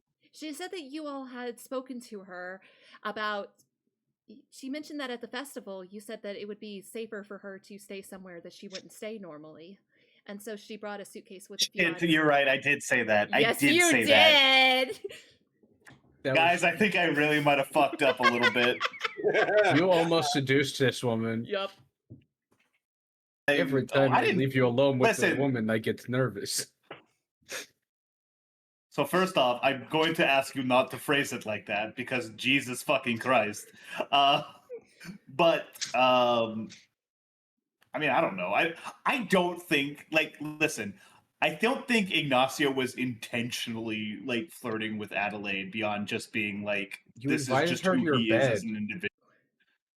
And then also invited her to have in a breakfast platonic, with you, protective manner. and also invited her to have a drink with you. Also, Detdet, I want to remind you, she said that he likes drinking. She said specifically, like, if things hadn't been as bad as they were the night before, I was going to invite you to the festival with me, and you said, well, I would have gladly gone with you. So, a little bit of flirty. You said all of this in front of Irina, too. No, not that part. You were by yourself with her. That technically could have. That technically could have been platonic. I'm not going to say it was 100%, but You're at the same time, fuck boy. Listen, he moves a lot. He moves around a lot. You miss 100% of the shots that you don't take, and if someone's shooting at you, you got to be ready to receive. Damn. He's a sharpshooter. Anyways, but yes, with that information, I do not think we want to alert her, but say that we have cause to believe that the room is not safe anymore and that we have instructed her to attempt to find other lodgings, to return perhaps to her home. Mm-hmm. Also, I think we should go check out the room now because I feel like if we try to sleep there, bad things are going to happen if we don't check it the fuck out. All right, so Wait a second. The fish. That's what I was about to ask. Yeah, go ahead. Speaking of the room, I wanted to ask. It's specifically Casimir, but anyone in this room with any sort of knowledge can answer. We found this mechanical fish in the room that was supposedly left there by Escher. Chuck, Thalin, I believe you have it right now. Wait, what did you say I had? You got this. The mechanical fish? There was underneath your floorboard that Escher left for you. Oh, okay. Yeah, I pulled the fish up, like this fish. Yes, this fish. My fish. Danica's gonna look at it and kind of just like tilt her head, and everyone will say, "Well, that looks like something that gnome girl that came through 3 years ago would have made." Fieris. That's her name. A wily lass, that one. She said that she was gonna make a wave to make with the wine foamy like beer. I didn't understand what she was talking about, but I told her no. Sparkling wine? No, like maybe, I guess, but it was specifically like a lot of foam, just the way the beer does. Oh, wine with a head. Ugh. like Ignacio, Ignacio makes like whatever the Thandarian like version of like the sign of the cross real quick. Like a motion or a prayer to ward off evil or something. That's exactly what I said. It was Sounds like a remarkable idea to add a little bit of texture. I must ask very quickly. Wait a second. When exactly did we find the bird? The fish? Like, or the fish, excuse me. The fish was specifically in the room after the events of the vampires attacking town. Strahd showed up, took Irina, and said, "Hey, Thalin, by the way," and he said like a secret code phrase that Escher always said, and that was clue to look under his floorboard. Okay. So that was after the attack, just before the festival, right? Yes, that's correct. Okay. Well, then, yeah, then never mind. I was like, you should maybe rest in our room, and then it appears right after that. I'm like, wait a second. No, hey. no. To be fair, So you said you could rest in we're our good. room right before you guys got basically shooed out of town. Yeah, run out of town, and I wasn't sure because I knew we had stopped back to like grab our stuff, and like we had ended up talking to the Markovs like at that point. So I wasn't sure if like if we had found the fish then, or if we had found the fish like before that. Right. Okay, so. Do you happen to know if anyone had been into our room? If Adelaide, if anyone had asked to be let into our room? No. I Whether think we they asked had this when we permission or first not. got this. I'm No. sure we did, but at the same time, I gotta. I'm rerunning over some information, and I'm trying to like recontextualize some of it. Unfortunately, no, we were not made aware of that. But of course, during that, whenever the attack happened, there was a lot happening at that moment. It wouldn't have been untoward that could have happened. Of course, my apologies. I'm trying to recreate an understanding of what exactly is going on and when exactly it happened. Mm-hmm. For my own peace of mind, if nothing else.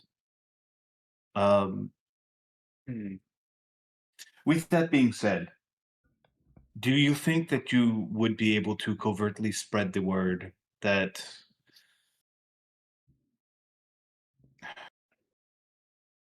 to expect something to happen at the festival, something along the lines of the Baron's crimes coming to light? How covert do you need it to be? Because you realize ravens can talk. Ravens can spread messages. I could have them spread a few messages through town. Well, you certainly can't use a printing press, as I've been told. Why could we not? Never mind.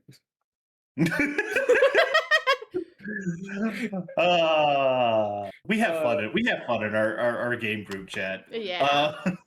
Speaking of items that we need to talk about, and very quickly, I remember I got this thing from the orphanage a long time ago and forgot to ask about it. It's a silver locket with I think a celestial engraving on it. Mm-hmm. Do you remember that, right? Yes, I do. Does anyone happen? I don't actually. Hold on. Give me 1 second. I gotta check one thing. So like I'm part of me is like, if the priest doesn't know it, I don't fucking know, man. Did you ask Father Franz? We did not. We completely forgot about this. Yeah, you guys. Bro, we gotta There are we so gotta love many the things. fucking twin. Like we gotta fucking. I've been so on top of remembering all the old shit. You gotta cut me some slack. Never. All right. No, they but do unfortunately not know exactly what that says. Even Casimir? Casimir would not either. That's what I was looking up. Damn. But do they recognize what it is and if it's magic? They wouldn't. Casimir would pipe up and say, "This looks to be a containment, as if to keep a lesser vestige inside." Oh shit! The demon. Oh, were we supposed to put the demon in this? That would have made the fight a lot easier. The fight was already super easy, man. We did kind of blow that thing right out of the fucking water, man. Yeah, you guys just walked how forward much and killed easier it could have been. But could I use it for like other things? I'm sorry you could sell it. Yeah, sure. But I mean, I did take it from an orphanage. this was an item that was specifically to hold a specific creature, and that creature, as you have described it, is no longer here.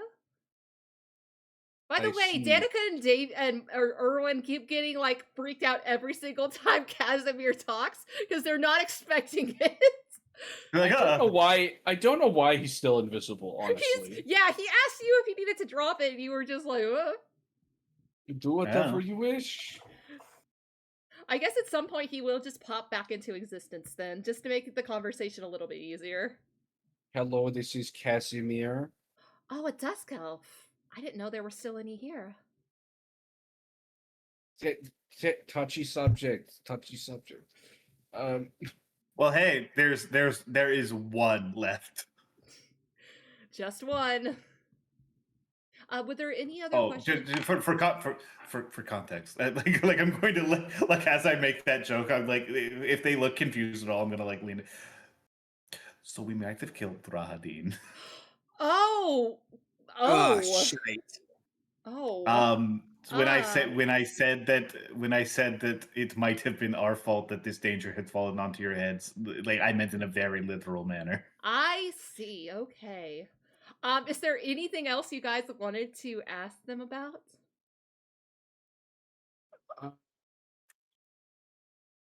Or ask this group that you have assembled?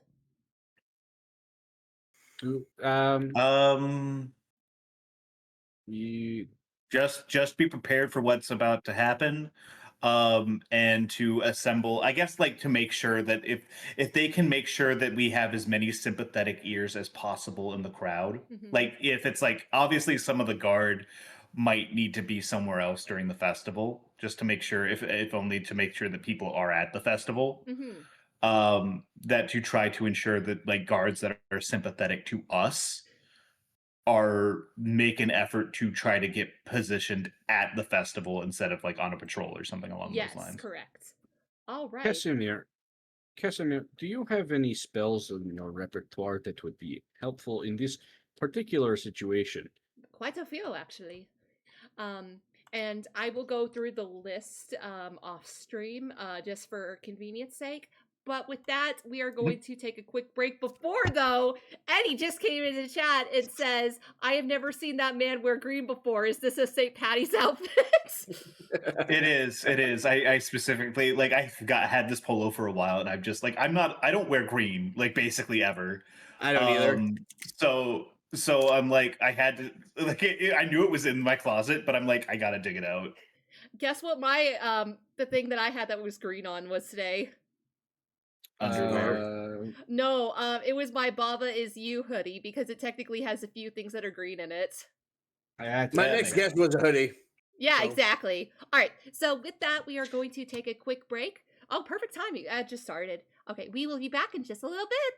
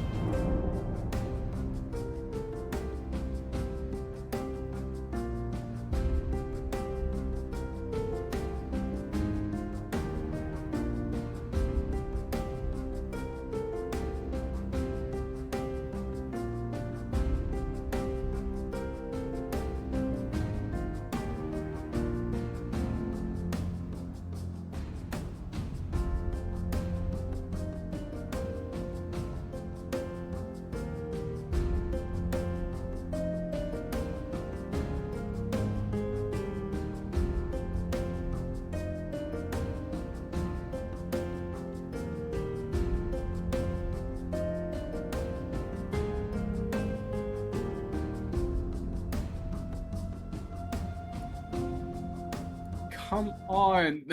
Yeah, I did. I came on. We're on chat now. Hello, chat. What is Hello, chat. gravity? What's that? Oh, magnifying gravity is super useful. It's one of the things that I use on Abernanthy. It allows you to it's like a good control spell that also does a little bit of damage, and it also prevents people from doing some weird shit with object interactions. In case you guys are wondering, I just sent them Casimir's sheet of what spells and spell slots he has available, so they are looking over that and pondering. That's a lot. We definitely need to take him with us because Dispel Magic is probably going to be intensely useful. Can he be on our this is a side, please? wizard prison. Yeah, he is on your side. Good. Yeah, he's our boy. Well, he's Liger's Beacon's boy. He's Beacon's boy. Yeah, he's a man. He's a man. Ish.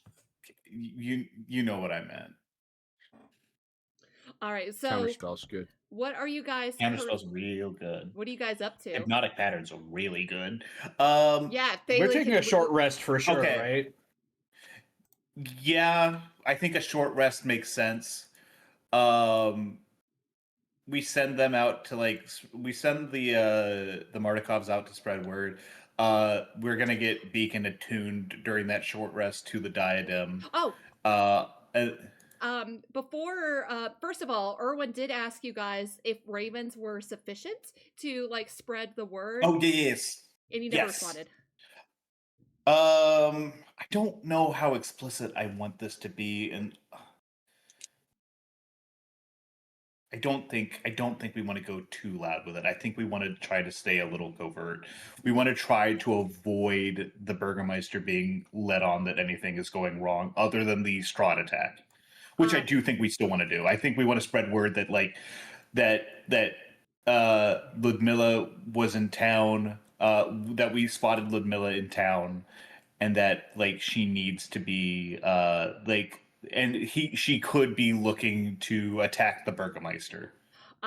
Before Erwin and Danica would leave, then Erwin would say, "Oh, of course, I forgot," and he's going to shuffle in his pockets, and he will produce something, and he'll say, "This was to thank you all for bringing the wine back," and he is going to produce a ring of evasion for you guys. Speaking of attunements. Oh shit! And I ring of evasion. Ring of Evasion.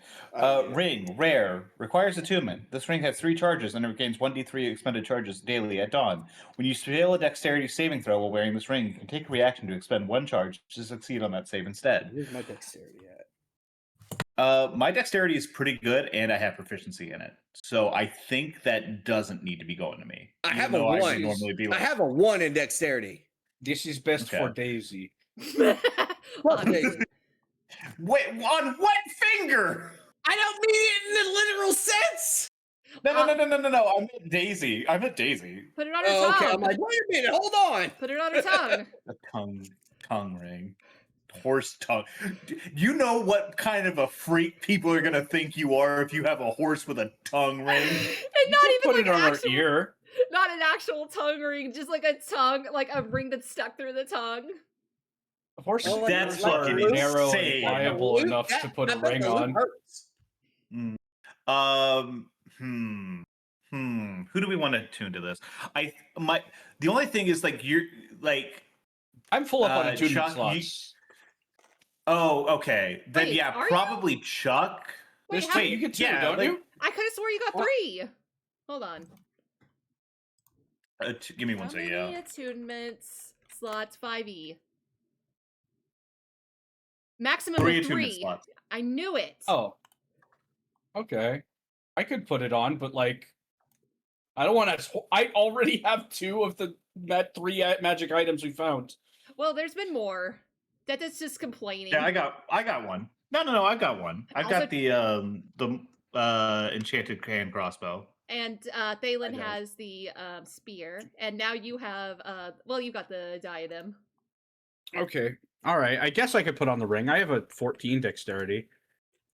The thing about Chuck, the thing about your case specifically, you're going to be wild shaped 90% of the time because you're a moon druid, and because it's just what your class does. I'm kidding. And as a result, you're going to be working with the animal's dexterity score, which tends to be higher.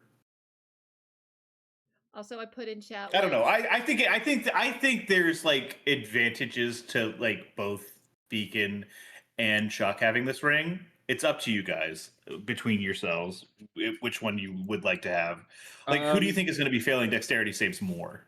Can you tell me again what this ring does? It makes. Oh wait, you have heavy armor, don't you? Don't you, Liger?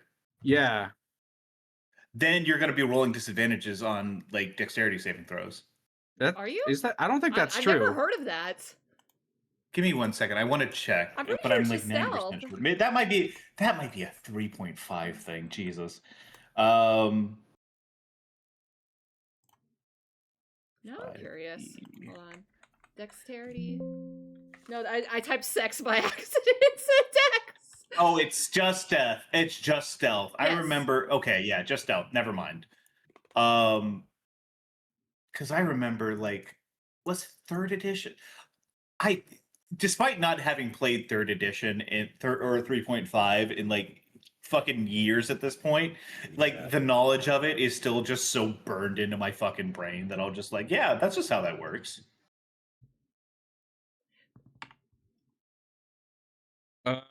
Also, I mean, this could be great. This could actually be great because I was thinking if I have this, then next time we earn a feat, I can take Shield Master, and one of the things Shield Master does is that when you succeed on a dexterity saving throw, you don't take any damage. Ooh, that's super useful. Mm-hmm. Also, I posted a picture of what the ring looks like in chat because I think it's very cute. It's got a little bird on it. Daisy also has the ability. Once again, it's the birds with you. I don't like it's. I know it's not a raven. Thank God.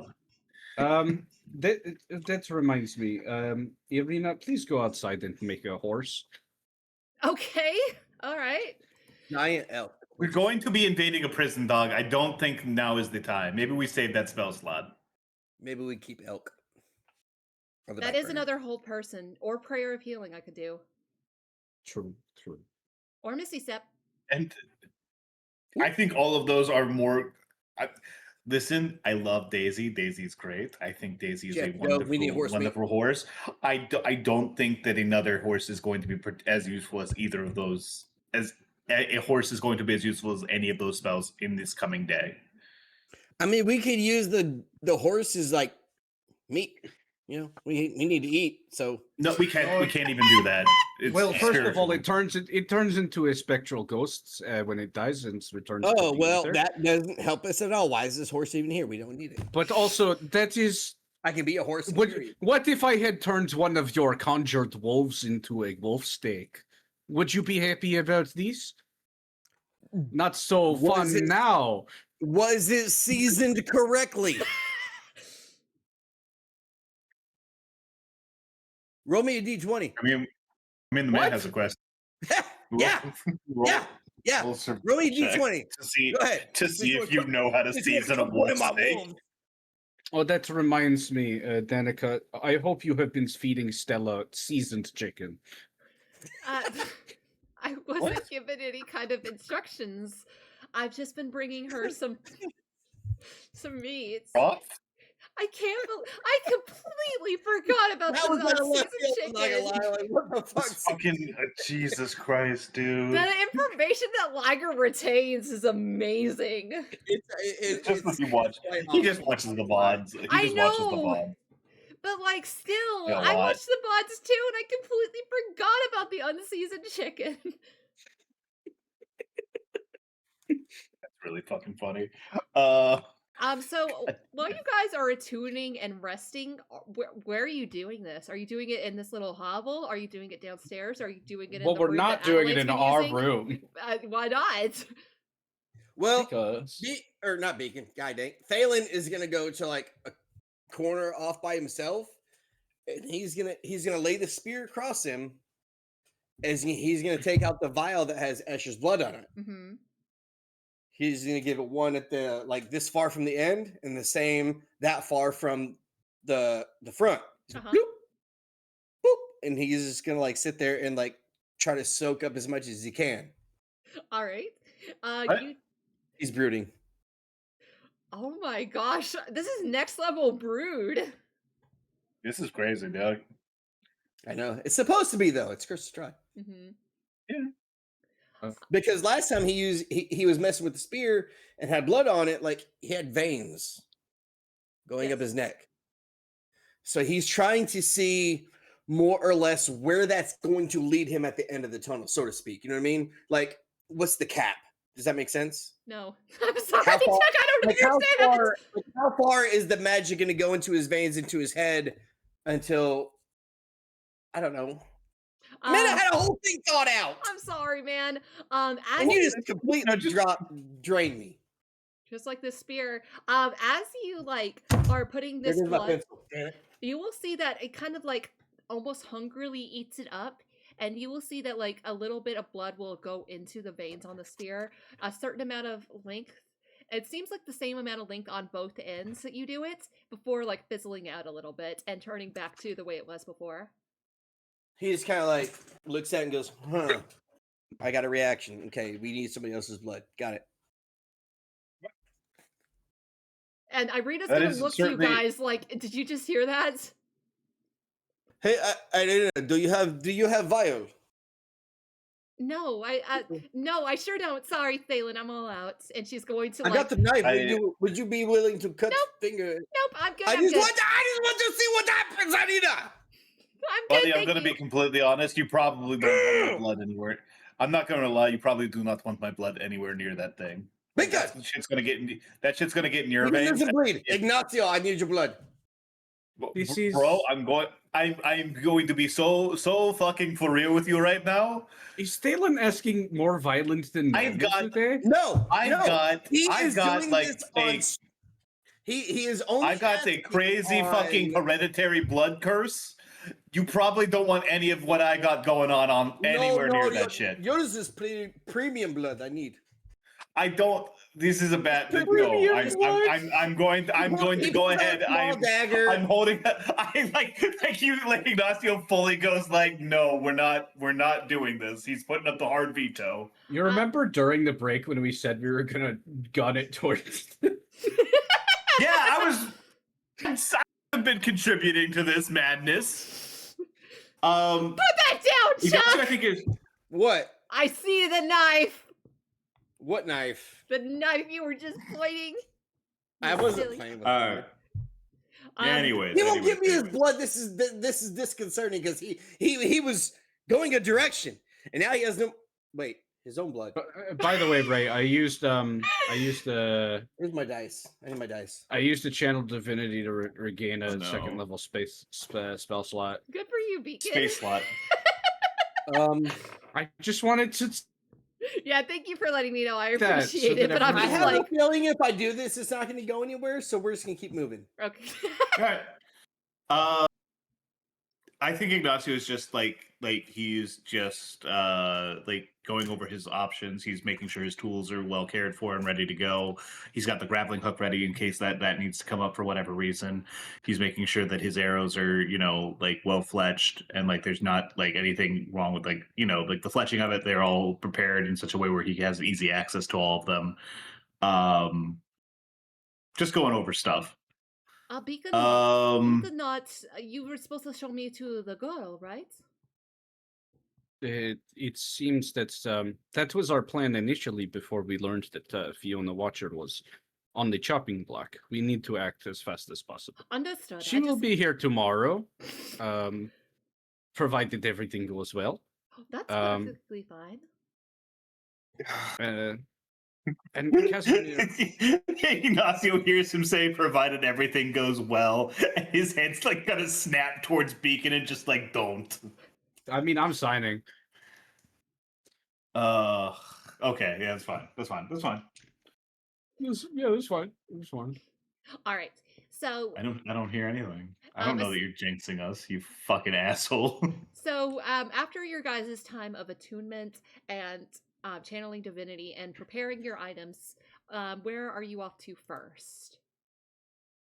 Is there anything between us and the Reformation Center? Yeah, there should be. Let me check this real quick because I need to save this, but I always forget. Does Casimir need to recast invisibility on himself? He will need to at some point, yes. Okay, the Reformation Center is... Okay, yeah. Can we get like a... Do Dusk Elves have like a skin tone that's gonna give them away? Yes. Or can he just like... Okay. Well, to be fair, like, the fact that he doesn't have ears, he could possibly just, like, give himself away as, like, another Barovian, but you don't know 100% if that would work. You can't tell. And also, he's got, like, this whitish blonde hair, which is very uncommon for Barovians.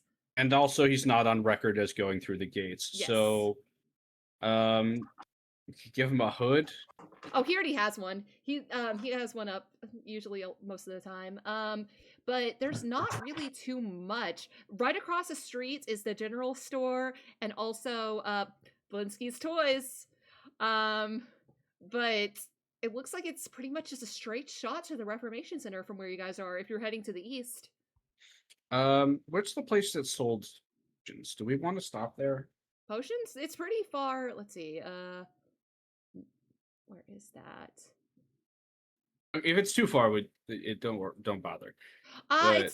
It's south. It's not that far. You guys should be able to see the blocking map in the pin comments that we have in Discord. And how far is any location in the town from the tavern? From the tavern? The tavern is central to the town. You'll see, if you're looking at the map, that is number 2. It is directly in the center of town. Yeah, it is. Blue water. Okay. I'm not gonna lie. I don't think we have time. What's the Reformation Center? It's 16? Yeah, it's over to the right. Would you say that is more than 600 feet away from the tavern? Yes. Hold on. Give me 1 second. Let me see what the scale is on the map. 1 sec. Are you gonna silent alarm something? No, I was thinking that I don't know, that they got killed like an hour ago. If someone attacks them, I think maybe they should have a way to get to us. That is like the give them the horn. A little less than 2,000 feet. Oh well, never mind then. Yep. My advice to you, Danica, open the tavern as normal, for right now. Did you not need us to go into town and spread word? No, yes, I thought your birds was going to do that. No, we need to be covert. That's not covert. Oh, okay. Yes. Never mind then. Also, we are going to be spreading word that we were attacked in the inn by Ludmilla, and that she escaped and we saw her heading off towards the Burgermeister's mansion. If you need to, I could open the tavern and have Erwin go into town and spread word. No, it doesn't make sense if you guys are keeping the tavern open after you were just attacked in the tavern. Mm-hmm. It does not make sense. Which is also, once again, true. I don't want to put too fine a point on it. All 4 of you died. This is hard, and I know we have to, this is important, and we appreciate your assistance. Don't open the goddamn tavern. Beacon mentioned it, so I thought it might be worth. If it was part of the plan, I would have gone along with it. I am behind on my information, as it would seem. I am buffering. Please continue. Please, do not mischaracterize me. I am not dial up. Buffering. Okay. I have an Ethernet connection. This is clearly a broadband robot. Yeah. Anyways, yeah, I think we head out, and I think we get fucking started. Okay. So you are going to go. First order of business is that we say that we were attacked. We need to find a guard, preferably one that's sympathetic to us, I guess, or at least not like. Maybe actually no. Maybe we do want to find someone. We want a loyalist. Yeah, actually, we find a loyalist, like someone who they mentioned who is like more loyal, and we need to tell them that we were attacking the inn by Ludmilla, which is not a lie, and that she got away, which is also technically not a lie because like she's going to reform in her coffin. Mm-hmm. And that the Burgermeister should be wary of attack. Should hole up and be wary of attack, which is also not a lie because we are going to be the ones attacking him. So be wary of us. But the last port's going. Well, maybe not. We didn't specify what to be wary of. Just that he should be wary. Danica is going to say, be on the lookout for a guard that typically is around the center of town, maybe wearing like a red kerchief. I know that he is at least sympathetic to our cause, and he's not particularly bright, so you might be able to get one over on him. Gotcha. We go and do that then? I don't know if we want to narrate this whole scene out, but okay. It might be a minute. I'm perfectly fine with you guys just saying that you have done that, because it would pretty much done that. It would roleplay exactly the way that you just described it. Yeah. So we do that. Out of curiosity, Casimir is going to cast invisibility unless stopped. Are you guys stopping him at all? Should we have him upcast it to turn me invisible too? No, because once again, it's we're together as a group. We are a known quantity as a group. Interesting. If all of a sudden, like they're like 2 of the 3 guys came up and told us about this, they'd be like, "What? Why? Where's the 3rd one?" True. All right. So I will say that the guard is going to head off in the direction of the Burgomeister's house. On the way, alerting as like some of the guards that he finds along the path. You will see as you guys are making your way towards the Reformation Center, you can clearly see the decorations that are being put in place for the burning of the Crimson Witch. Upon which, seeing that Irina has not been looking particularly well, but she especially is tugging at her, like, the scarf on her hair and looking especially worried. I'm going to, as we do that, I'm going to kind of pull. I'm going to go ahead and pull her aside. And I'm going to like, Irina, is everything okay? She just shakes her head, no. I understand that a lot of the information that you just received was deeply, deeply worrying, and I am not here to belittle or to make that seem less important than it is.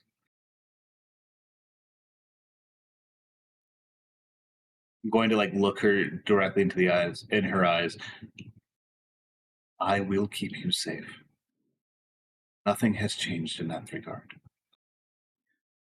She's just gonna nod at you, and she doesn't say anything, but she is going to take your hand just like she did the night before and just give you like a reassuring squeeze, but also kind of in the same way that she just like needs to know that someone is physically there for her at this moment. Mm-hmm. Now that the danger is feeling especially real and especially imminent. I mean, it's a difference between like you're being stalked by this guy and like this guy has stalked you through every single reincarnation that your soul has ever had. For the past 500 years. Sephiroth. Yeah. And that every single time you have died. Mm-hmm.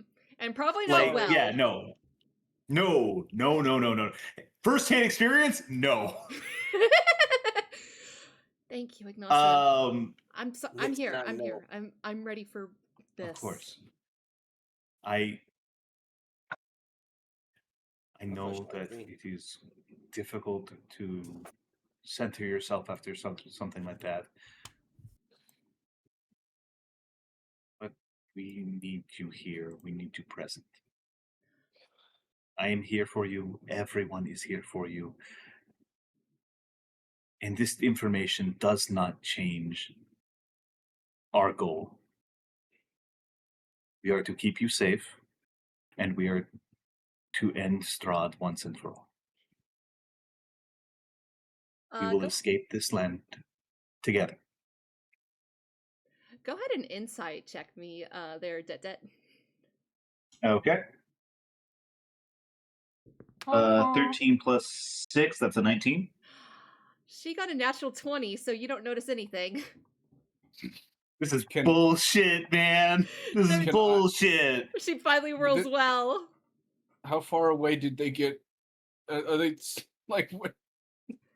Are you guys like? Can I can't see it. Are you trying to guidance me? I think he's trying to guidance you. I mean, I don't know. Is he close enough to let me to do that? What's the range on that? It can't be. Guidance is touch. Oh. He pats me on the back. He pats me on the back as we walk off into the alley. What? Yeah, go ahead and roll that. Let's see if you can beat it. 1d4. Roll dice. Do you want to roll that, or do you want I should roll that? That is up to you guys. Somebody should roll it. Liger? It's a 3. Okay. Well, that answers that question. So that puts me up to 22. All right. Still not quite enough for a pass, unfortunately. She's a little bit difficult to read at this moment. But she does I literally rolled an 18. Oh, no, well, like, you're not listening. You're not hearing this. You're not here for the conversation. Oh, wow. I'll be over here then. So you do notice that, like, the guard is kind of in a frantic state, trying to... You see that they're kind of talking amongst themselves and, like, pointing in the direction of the tavern, while some are pointing in the direction of the Burgermeister's house, and some will scatter. As you guys are approaching, you would actually... Let me go ahead and bring you onto the map of the Reformation Center. Please tell me... Yay! Please tell me I shaded this. I did. Lovely. Okay. Yeah, that's important. Yep, that's very important. I see no. That's a lot of cards. That's still a lot of cards. Would you believe me if I said that I like took a few guards out? Did Daisy? Do you think if we bust in there and say that like that Ludmilla has attacked the inn, and the Burgermeister, and they must go secure the Burgermeister? Do you think we could pull a couple more off? No, I don't think so. I think they'd just be like, why did you maybe come here the instead of going to the manor? So because there's the most guards here. So let me go ahead and set the scene for you guys as you guys approach. Just one moment. Where's the Reformation Center? So let's see. You would see that there is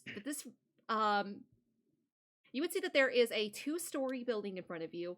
The doors look like they're pretty well secured from several different places, aside from where guards are passing in and out of. But you would see that one door is open wide, and if you were to look inside, you would see that a mock courtroom is set up, at which point you would see at the far end, upon the judge's seat, is one of the reformers, the younger of the elf siblings, the brother Ilimir.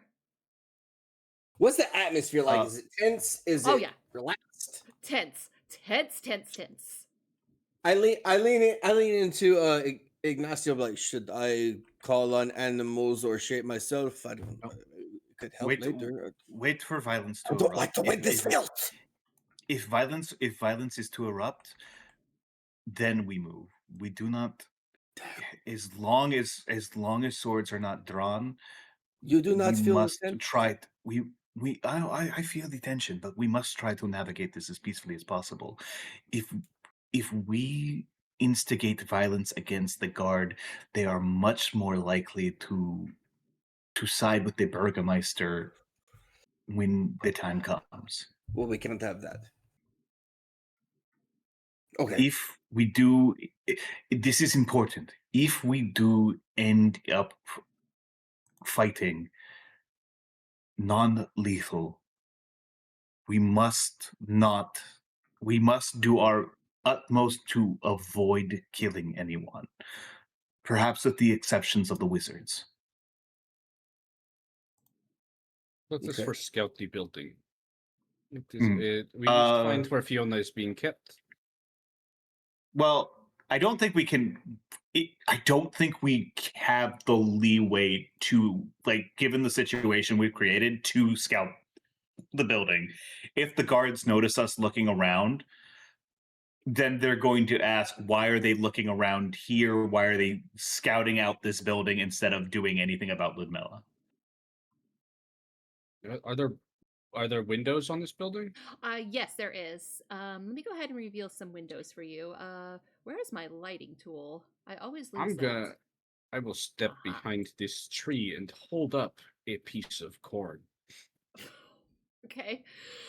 So as you hold aloft your piece of corn, you will see that a single raven with a little scar above its eye is going to swoop in and dutifully nibble on it. You would recognize Drazkoi.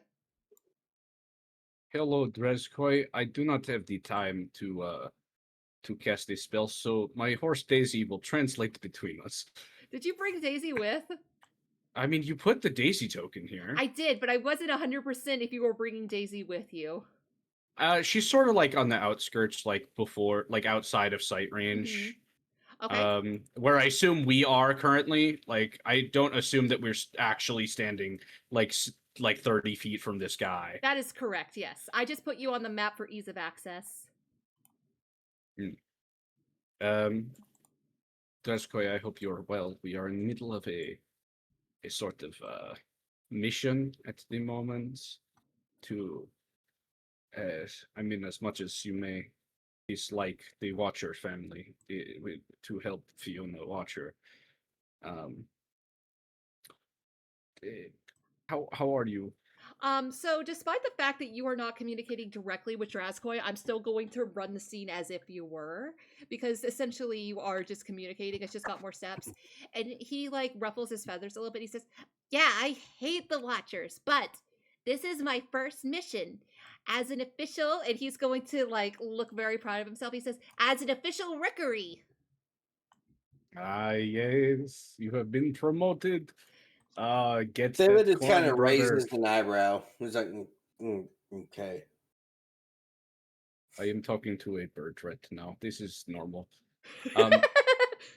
So there are various windows around this building that we need to locate a certain person inside. You know what Fiona Watcher looks like, correct? If you could just fly past the windows and tell us what you see, but try not to be spotted or anything like that. I do not know if these guards will assume that you are a spy, but please be careful. Do you need me to find the position of the guards too? That would be very helpful. I think that would be more important than finding a single lady. And I mean, not that I'm saying I know better. Just take note of anything you see that might be important to a stealth mission. And he is going to nod, and he is going to fly off. I'd say about maybe 15 minutes or so later, he will return and like perch on Daisy, and he will say, "There's not many windows on the second floor. I saw that there were a few cages, but I didn't see any Fiona in there." Yes. It looks like the top floor doesn't have too much on it, but I couldn't see too much. I did see that there were 2 guards walking around up there. Looks like most of the guards are down here on this floor. I see. Did you notice anything on the roof that could be helpful? Nothing on the roof, sorry. 2 guards on the second floor, minimum. I will say minimum. There must be a lot of rooms up there, but I couldn't see besides that one room that had a lot of people in it. Well, not a lot of people, but people in cages. I'm also speaking aloud to the others while I'm doing this. Do you guys have anything you would wish to ask of Drezkoi?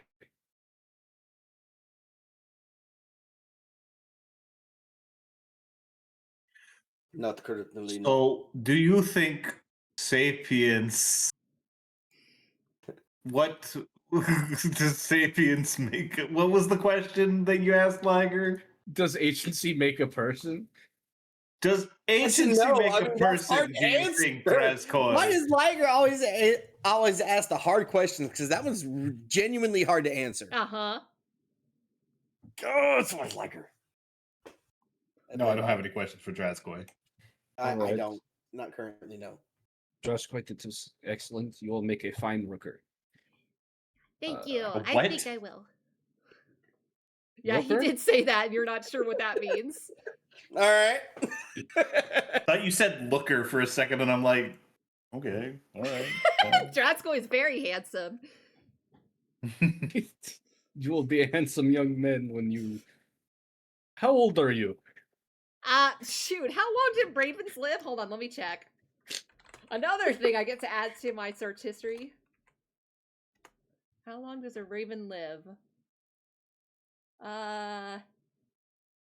So typically they live about 10 to 15 years. He'll say, like, I'm about 6. This is. You're over the hill. You are a fine young man. 6 and still picking up 6. That's what we ravens say. 6 and 6 going on 7.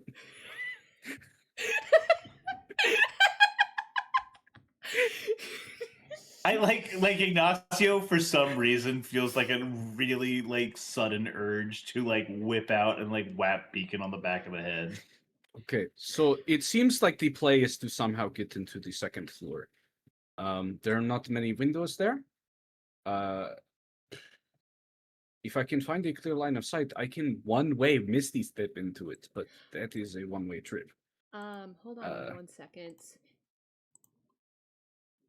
I have an idea.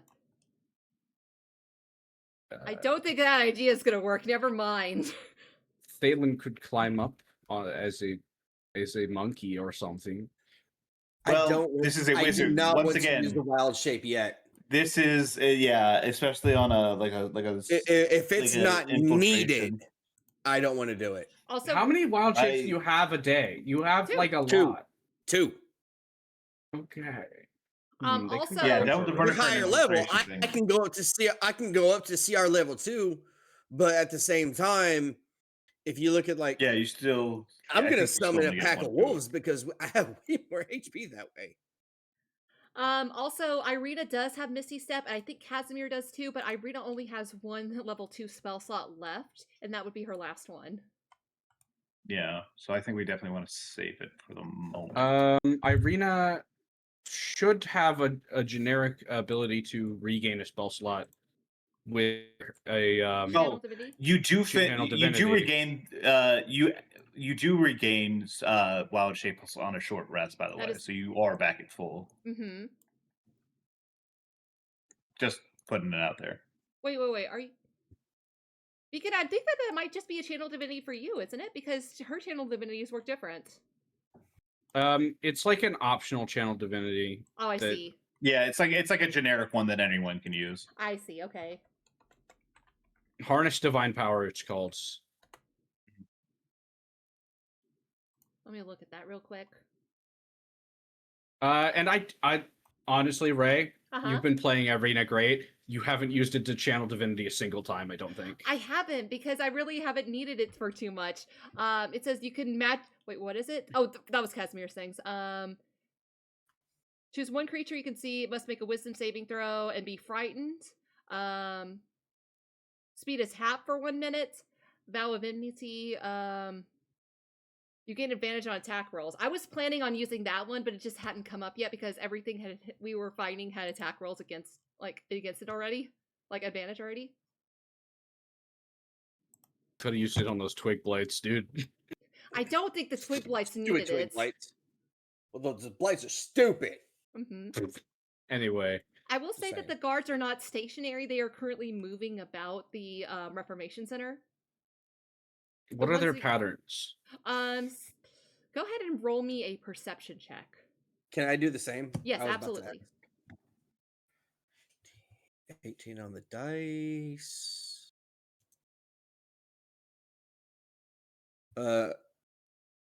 22. 22. Beacon. Okay, how far are we currently from the place? That's up to you guys. And what is the range of the verbal component of a spell? They can hear it, Earshot? I assume. Yeah. Okay, so this is a guidance no-go zone. So it's subtle. So it's a 17 on perception. a 17, and Phelan, tell me one more time. You got a 16? 22. 22. That's right. Ignacio, what you got? If you want to. I also have a 22. Okay. That's high enough for you guys to know Whatever. that they are. You would notice Fucking that whatever, dude. that this is enough for you too, Beacon. Don't poo-poo yourself. I don't want to hear it. Yeah, no poo-poo on this. I don't want to hear this after skips. So, you would see that from like about here is considered like the midway point. You would see that the guards from the east onward are moving in like counterclockwise position, and the ones on the other side are moving in clockwise position. Yes, I said that right. And then once they get about to maybe halfway from where they were originally, they then reverse back to where they were, and then they're doing that in like constant motion. So not really staying in place for more than maybe like 5-10 minutes at a time.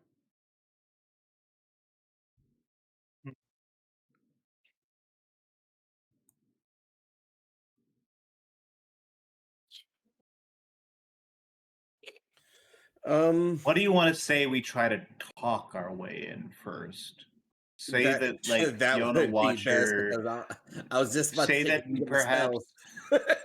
Well, all I'm saying is that if we can talk our way in and say that we were here to see if Ludmilla is here for Fiona Watcher, we've been sent here to keep an eye on the prisoner. Yes, that's good. I will also say that from Draskoi definitely would have told you guys that the door that is to the east of the courtroom, as it were, that one is guarded by several guards, but he would also say that's because there are prisoners inside that are currently shackled. And that seems to be like where the heaviest amount of guards is outside of the courtroom, which if you guys were looking into the courtroom, which you can clearly see, you would see that there are 4 guards in addition to the wizard.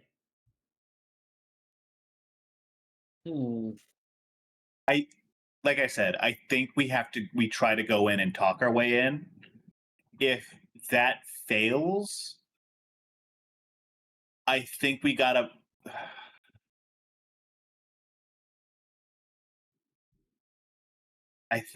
go loud with it. But all right, I mean, I'm down. Let's do it. I mean, no one can tell the Burgermeister if they're all down. Unconscious. Well, I think what we do is we try to get lightning. We poison spray. Does any of the guards outside, are any of them Lucis or Ludovis or what the fuck is his name? Yeah, that's his. Yeah. Hold on 1 second. I wrote down his name. Excuse me. Is he outside or is he inside? His name is Livius, and you would actually see that he is on patrol duty outside. He's pretty easy to be pointed out. He's pretty young, and he's got like a softer face. Can we move to him real quick? Yeah, absolutely. I didn't put a specific token on the map for him, but he is definitely. Which one is he? Or does let's go ahead and say that he's this one. We need to know a direction. Okay. I think we're gonna go up like a little bit behind. Like we're gonna try to approach like I guess stealthily, so that no one else can see us coming. Mm-hmm. Or I was thinking from this direction. Here, give me 1 second. Let me make sure I'm over here. I was thinking like over here. Yeah. From this direction. Mm-hmm. Yeah. So that way the building, we have cover of the building. So we like approach from like, back over here, and then we move our way like up like this way over to him. I'm gonna hide. Does that make sense? So Daisy will move like parallel to me so that I'm hiding behind a horse the entire time. You're I like 7 it. feet tall, Beacon. He can hide behind the horse's mane. I support it. So The horse big is horse. walking Liger, on 2 I'm not feet. sure. horse. It's a I'm big horse. genuinely unsure if you know what stealth means.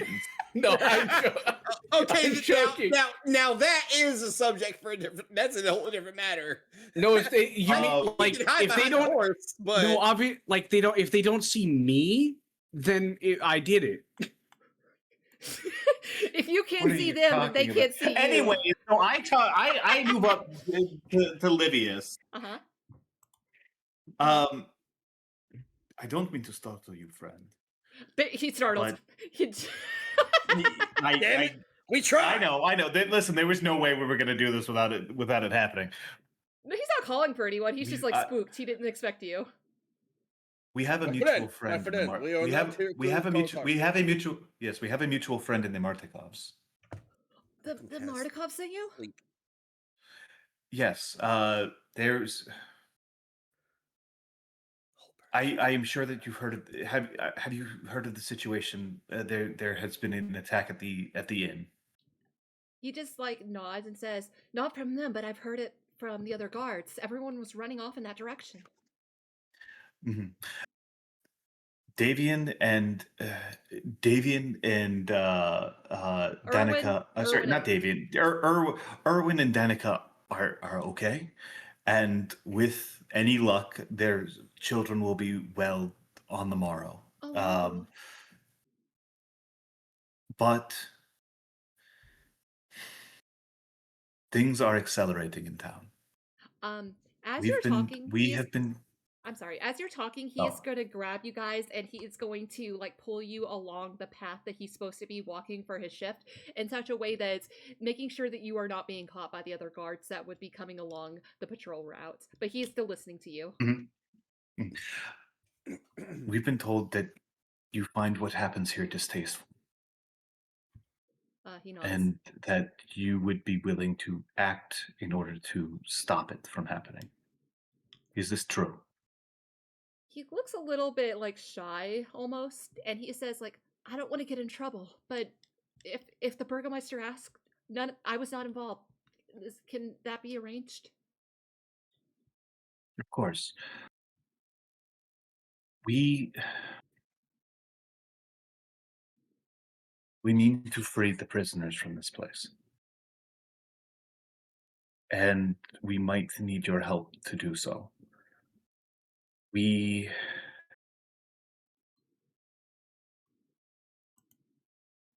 are going to attempt to talk our way inside, to attempt to make our way to Fiona Watcher, who I assume is probably in the most secure location in this prison.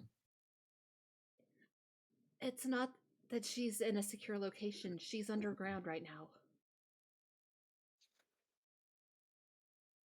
Below the Reformation Center, that's where we keep the Mind Lost. That's where she's being kept. I'm sorry, the what? The Mind Lost. Like those who can't keep with the torture that the reformers are currently doling out. Is she already gone? She's not, no. It's just the most secure place in the Reformation Center. I see. Well, we are going to attempt to talk our way into the prison. To the best of our knowledge, Ludmilla has been dealt with for the moment. But we are attempting to take advantage of the chaos to...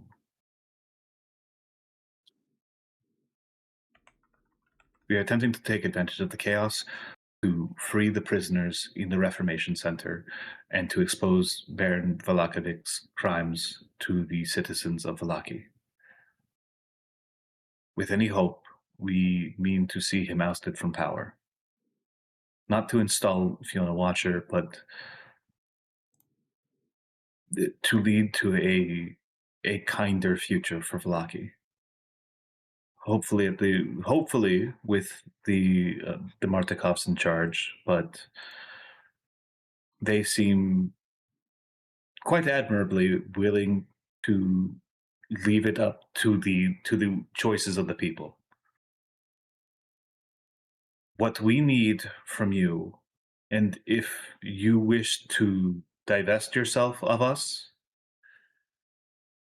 that is fine. But we need to avoid raising the alarm. We need to avoid word getting back to the Baron that this is happening.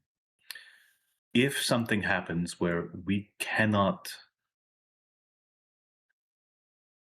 perform this endeavor peacefully, I assure you that we will do everything in our power to spare the lives of everyone that we come across.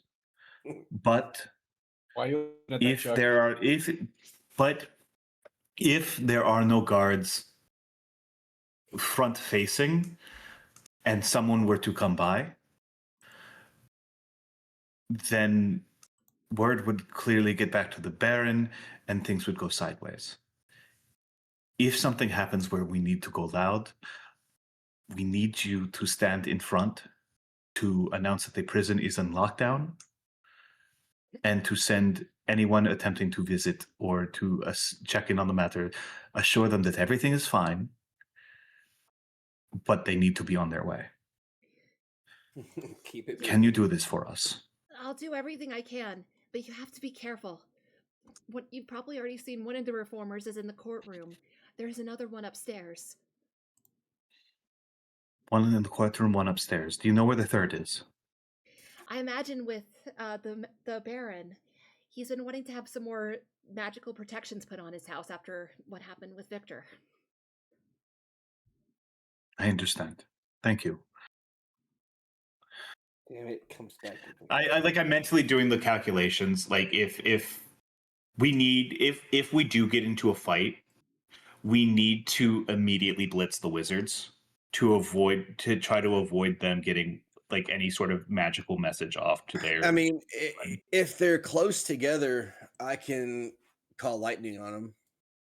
Well, that's fine. We just need one of them is in the courtroom and one of them is upstairs. So I think the first order of business, if things go loud, is we rush the guy here, we non-lethally take out all the guards in the courthouse, we then proceed to blitz as fast as we can up to the second one, take them out, and then we go and free the prisoners. Ray, does that make sense? Yeah. Ray, are you the kind of DM that would allow ranged attacks to do non-lethal? It really depends. Because that's mostly what I got. I realize that, but that's a lot to ask. Like, it's easy to pull your attack when you're like physically slashing someone. I say as someone who's never done that, but I don't know if you can, like, it would take a lot. If you were to, like, non-lethal, I almost feel like it might be harder to hit them because you were probably aiming for something non-vital. Like, you'd take a disadvantage on the shot if you wanted to declare it non-lethal? Why are you doing this? Not even, why are you not even disadvantage. I'd just say motherfucker. that, like, maybe add a little bit more AC to it. You have fucked me, you son of a bitch. That was just what she was saying. No, that's what you said, bruh. So let's not act like you're like +7 to hit or whatever. But there's just no rule about I'm pretty damn close. All right. I just wanted to get ahead of it before we made assumptions. We can just look up the rules. Yeah, I'm sure there's. Well, I think rules as written. Rules as written. Allow it. Rules as written. Ranged attacks cannot be non-lethal. Yeah, that's a good question, Liger. I say rarely.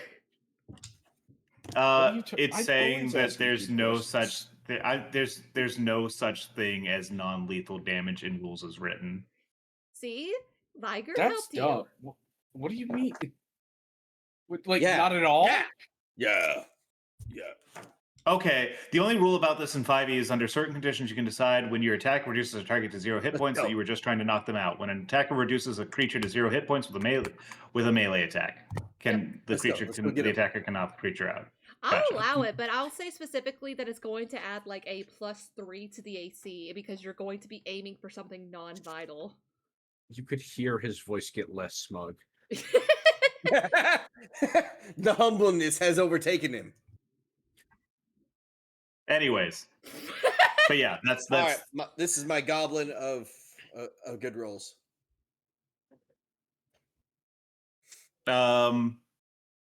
If you need an entrance, His name is Hobbs. That's perfectly fine. We have plenty of with everything that's going on, with how chaotic the situation is. We have plenty to talk our way in. I will do the talking. Very well. These are guards, duty-bound people. They are my people. You know. Back in the day, I was a guard. I think. You keep just making up stuff that you. Why do you? Okay, so like. This is the problem. You can't resist self-sabotaging yourself for the bit, and that's why you as a face constantly end up in these situations where you're like, why am I rolling with disadvantage? Casimir, according to Casimir, I was a guard. Elbow beacon, like less of a guard and more of like a paladin of a clandestine order. And what was I doing? Guarding. Not being relevant. I'm so sorry. That just came out. I'm kidding. Then you're going to attempt to talk to the guards. You're not going to talk to Illimir. It seems unavoidable that they would ask me to talk to their boss, but I will try to talk to the guards. I would not expect it to go in a direction where they wouldn't ask me to talk to. I assume Illimir is the wizard fuck. He looks a little bit surprised at your language, but he would just like nod and say, that's the reformer, yes. The Yes, younger male one. We have encountered him before. I sort of glance at Thalin and I wonder if he can hold himself back this time. Remember you can see him breathing like extremely deep. He's trying to be like controlled. He's just like, he gives you a nod, like, I'm okay. Or do I not need to be okay? What you want me to do? What? For right now, we need to be as peaceful as possible. Who's kindly taken? Okay, yeah. Like he just kind of looks at you, and he's you can see he's struggling. Like he's struggling to be calm, but he understands. After the last couple sessions, he now understands he needs to be a little more calm. That might help things instead of going straight into a fight. I'm sorry, Chuck. Did you just say whose cow are we taking? Maybe. I was like, am I the only one who caught that? Hear that? Really? I heard it. It was meant to be heard. I heard it. Thank you, Ray. I think what we should do is we should like go back around to our hiding spot and then go back a little bit further. Go on the main road and just sort of walk towards the building the normal way. I will even ride on Daisy, so it will appear that we are moving as normal. Maybe if I turn it into I think we should move with haste, though. Like I don't think. Yes, obviously. Yeah, we need to get moving. Yes, but I mean, like to look like specifically like we have been received urgent orders and we are moving to like fulfill them immediately. Yes. I will in fact like I'll get on Daisy and I'll run ahead of you guys to give the sense of urgency. And I can't move this token of Daisy. Oh shoot, let me fix that. So I will say that Thalin, you are going to feel a hand on your shoulder, and you will hear Casimir's voice saying, "Well, I was going to hold on to Beacon, but he has left." Damn. It is what you know. It's you know. Damn. And before I get into range of the building or earshot, I will put guidance on myself. Okay. So are the rest of you guys just running in? Yeah, I think we're all running it. Yeah. We're going in. We're looking going in. panicked and worried. We're fucking going in. We're going in. All right, so Beacon, you get there before the others. You will see that the guards will start to mobilize. Like the ones that are close to the door will immediately start mobilizing towards the door. The ones that are inside will immediately step out, and they are holding their spears as if to warn you of danger. But they don't seem to be making any threatening moves at you as of this moment. The rest of you are behind. Wait, so I made it inside? What? I made it inside before they did that. Okay. So you managed to rush in. Well, that was a question. That's up to you. Well, actually, No, it's up to you. You're the DM. You just narrated I'm what thinking about it. I think that the guards would immediately, seeing you coming from a distance, would move in to stop you from coming in with your big old horse. Quickly, has Ludmilla been here yet? Ludmilla? The bride of Strahd? The bride of Strahd has broken into the town. Have you not heard yet, man? What? And there's been an attack at the tavern. We have been sent here in order to secure the prison. We think that Ludmilla might be here for Watcher. So as you guys are talking, you would see that past the guards that there is a man that is shackled to one of these tables, and Ilimir, the reformer, is going to stand up, and he is going to begin making his way towards you, and he says, "Oh, the adventurers and the half-breed have darkened my doorstep once more. What exactly?" There is no time for... All right, motherfucker. Okay. No. Hey, whoa. Beacon there is will no do the time talking. for this man. Beacon will do the talking, and then Ignacio does the talking. Yeah. You can't not be the face, dude. Go ahead. Oh, I mean everything. I was gonna say everything that Ignacio was gonna say, but go for it. Oh, please go ahead. Take point. Ludmilla has broken into the town. They attacked it attacked us upon arrival in the Mortikov's tavern, and she has escaped in the direction of the Burgermeister's manor. But we are worried about the prisoner, because she was... Beacon's not stuttering. I'm stuttering to remember. That we think that Ludmilla is here to potentially retrieve Fiona Watcher before her execution. Yes, we think that Ludmilla has come to retrieve Fiona Watcher, or rather to distract while someone else does it. Maybe. We just know that there are vampires in the town. Definitive statements, man. Yeah, statements have been made. So he is going to quirk an eyebrow at you, and he just kind of chuckles. He says, "It's just as the Baron said. The devil would seek to find his bride, or whatever he deems Fiona Watcher." And he will turn and kind of throw his hand over his shoulder, and he says, "I will have my best gods deal with her." Yes. We think that they mean to sabotage the festival. What? He turns to you and he says, "Were they not sent here to retrieve Fiona Watcher? Is that the sabotage you mean to suggest?" Yes. And where are you going with this? Above the table? It sounds like he's about to have his guards go kill her right now. No, that's not what he's saying. No. He's saying that, I'll put my best on it.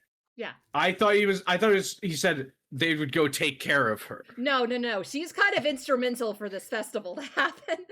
That's what I was saying yeah, okay. Yeah. I misunderstood. Yeah, Never you're mind good. Then. Retcon. What was the last thing that he said? He said he would put his best men on it. It being protect her. Well, your best men might be better suited at the Burgermeister's home instead. In fact, because she might as well. She is going in that direction as well. We have been sent here to personally secure secure Fiona Watcher from any and all attempts. Given our success against the previous attack and our current struggles with the devil, we were deemed appropriate to assist in the defense of the prison of the Reformation Center. Excuse me. So Ignacio and Beacon, I want you both to go ahead and roll me deception, but I want whichever one of you rolls higher. I wanted to. I wanted to just do a help action. Okay, like, yeah, that also works. That also works. Yeah, I wasn't gonna roll for myself. I just wanted to provide some additional layering to the story. Yes, correct. Beacon? Yeah. Go ahead and roll me a deception at advantage. Okay, that first one's a nat 1. Buddy. What's the second one? And don't forget you got guidance. Okay, so 17. 17. Good news. This guy got an 11, so that is enough. He will just kind of cock his head at you and he says, I don't understand why the Baron would put you in charge of it when my sister and I are more than capable. Do I have visibility? And an abundance of caution, my friend. And he is going to... The devil has truly sent his bride. Oh, sorry, please go ahead. No, go ahead. I was just going to say, if the devil has truly sent his bride, then we must be prepared that he is willing to send more. He is going to turn to the guard that is beside the prisoner, and he says, that one 5 days in the stock. And the guard will immediately begin dragging him out as he's bowing his head profusely and saying, thank you for this kindness. While also looking terrified. And he will turn to you all and say, loathsome as I am to admit it, I suppose we are on the same team as of this moment. I will begin making preparations to secure the Reformation Center. Whatever you have been sent here for, just try to stay out of my way. Oh, mother. I don't like this mother. No, don't worry. I don't think anyone does. This guy sucks. He did call you. He did talk about how dirty your breeding is. Like above table, Thalin wants to smack him, but he's really trying to be diplomatic. This guy's not making it. The last time that you guys met him, he and his sister talked about the filth of your breeding and tried to cast hypnotic pattern on you. Oh, that's right, he did, little bitch. I remember. Yep. I remember everything. Don't worry. I don't think he's getting out of this one alive, dog. Oh, I want to do it. I'm taking. To be fair, you did make him piss his pants with a nat 20 intimidation at the time. The pants pissing was not something you guys know about, but it can be assumed. I could see it on his face. Piss Pants City. It's about to be PG Pants City. There's a very specific expression on a man's face when he pisses himself. He's like, I'm using my heat radar, and I see that there is a large puddle. Thermal vision. And then you have condensation around your growing. You're pissing yourself. You're not fucking thinking. Excuse my language. Right. Would you lend us a guard to escort us to the prisoner? He is going to turn to the guard that is to his left, and he will nod to him, and the guard is going to immediately start making his way towards you. You notice that this guard looks like he is got a little bit more going on than just the very bare bones armor and spears that the other ones have. This one looks like he's got some actual good armor on him. Not nearly adventurer level, but enough to where it might be a threat for the common folk. Can I insight to see if this guy's a loyalist? Yeah, go ahead. It's a 12. I'm gonna roll to see if he's a loyalist. You? He is not. Ooh, that's good for us. Is it? Wait. He's a loyalist to Bert the Baron, not to you guys. Okay. That's what loyalist means. I'm sorry, I misunderstood. I thought you meant to you guys. No. I realize now that I did kind of make an assumption. All right. Are you gonna Let's move on. Let's move on. I don't think you can bring Daisy, dude. Daisy's just sort of in the. She's in the lobby. No. In the courtroom. You're leaving her in the courtroom. Put her outside where there's vegetation where she can graze. She doesn't need to graze. First of all. Well, you know what? I was trying to help. Second of all, I'd like someone to keep an eye on that wizard. Someone that I have a telepathic connection to. Mm-hmm. You think the wizard's just going to let you keep your horse in his courtroom? Yeah, he's kind of looking at you like, what are you doing? Like with the same like expression that someone would actually have if you brought your horse into a courtroom. You're like, I just need you to understand, Liger, that if you don't feel like you could bring your motorcycle in, like, if you don't think it's socially acceptable for you to bring a motorcycle into a space, it's also inappropriate to have a horse there. I feel like it's more inappropriate to have a horse than a motorcycle. A horse. Well, sure, but like it's a rough equivalent of like, why are you bringing your motorcycle into the fucking courtroom, dude? What the hell? A horse walks into the courtroom. He has passed the bar. He's taking a shit in the courtroom. He has to be removed. God damn you. Okay, horse outside. Yeah. Bye, Bessie. Lawyer horse. Anyway, moving on. He passed the bar. He did not. Liger, did you just come up with that? Yeah. Yes, I did. That is the happiest I've ever seen Liger. This is fucking hilarious. I'm proud of that one. You can kind of hear it in the way that, like, he passed the bar. Like, he got so excited. All right.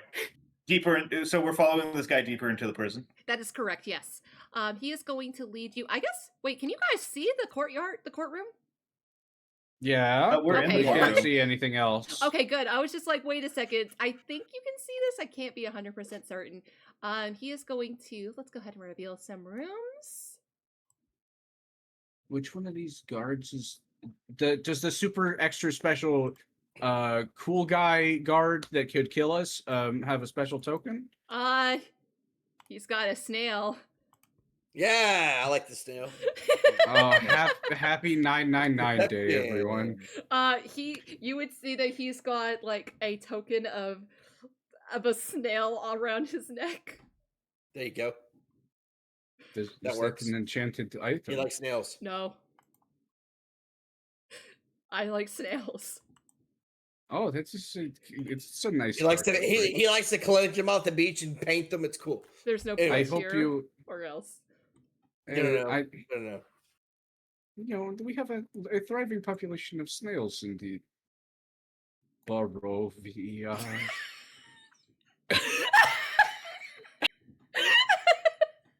Backhand bacon. We need to... Guys, not really. I love bits. I love bits. No one could ever say that I don't love bits. We need to lock the fuck in a little bit. Yeah, So we're at like ready. almost 4 hours. yeah. Actually, that might actually be a good place to stop. Do we want to go ahead and call it for the night, or do you want to go a little deeper into the Reformation Center? We didn't even make it into the Reformation Center. You did. Let's go. Let's keep in. going. But we didn't make it. We walked into the haven't front done shit. doors, Let's and keep going. that's it. But also, We discovered a lot of things. Yeah, you discovered a lot. We can. Do we want to make it till? Do we want to get to like outside Fiona's cell? Yeah, I think that's fine, considering we're going to be walking through, and that gives us more information to work with when we are planning like how we're going to get people out. So you guys will see as you begin walking to the door that is immediately to your right, that Ilmir is going to go into the room that is on the other side and immediately close it. Oh. No, yeah, we're not following him. Yeah, that's correct. All right. You're following Snail Man. Can I glance inside that door before he closes it?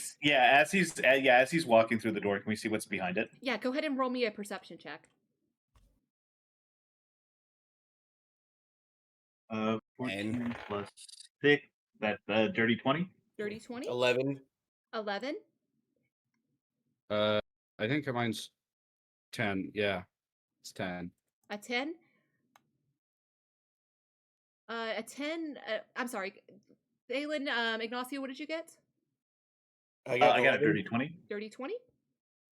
11. 11? So with that... Real quick, is Irina waiting outside? No, Irina's coming with.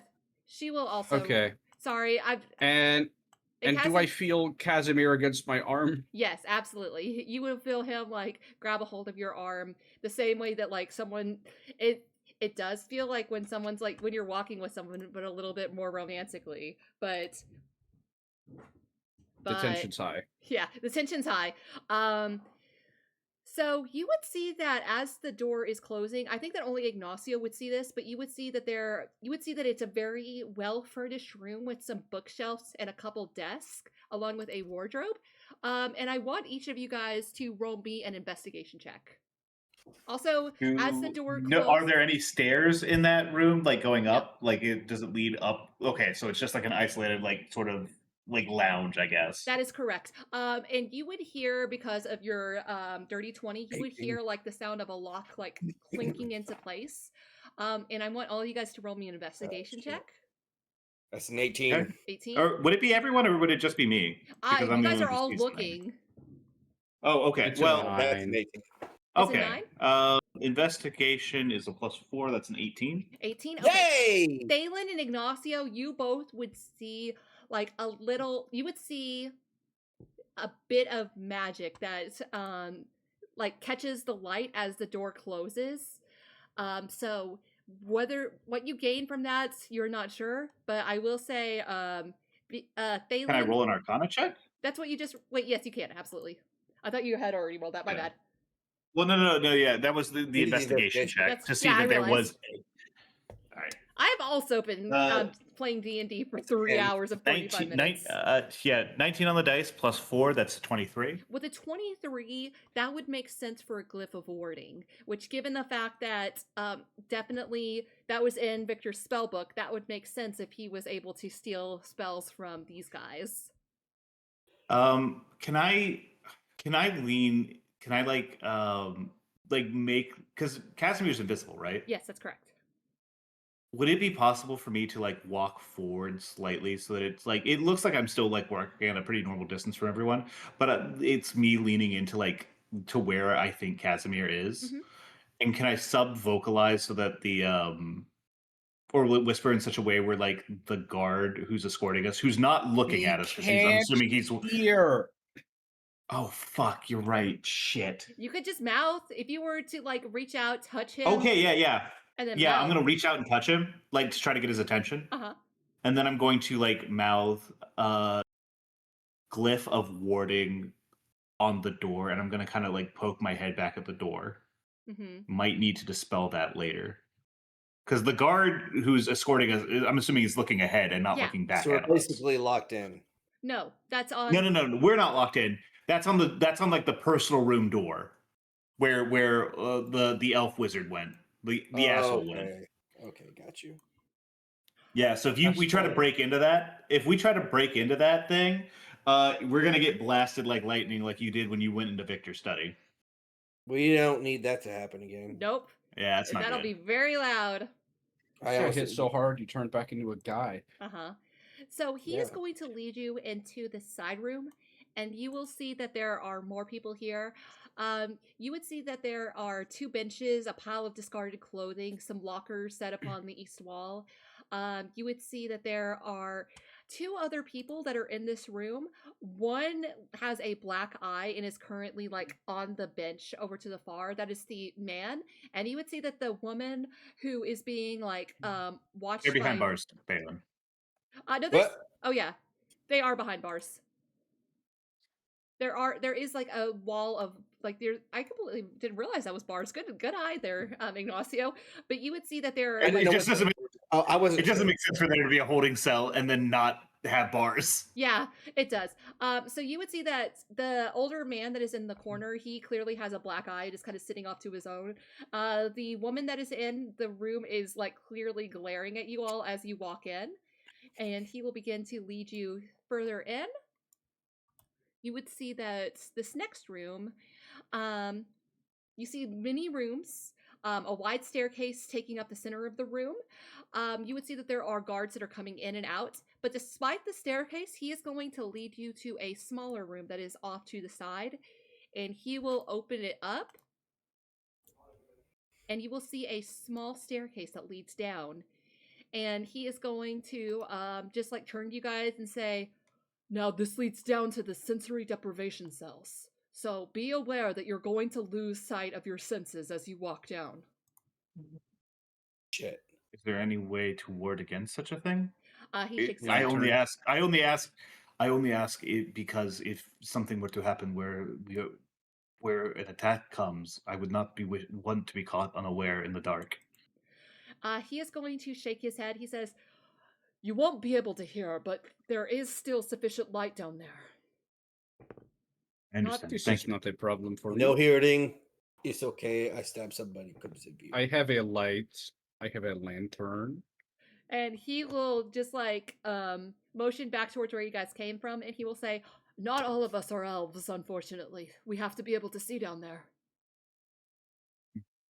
Yeah, Don't know what to tell you. Go. I kind of look over him like, "Hey, tell me about it."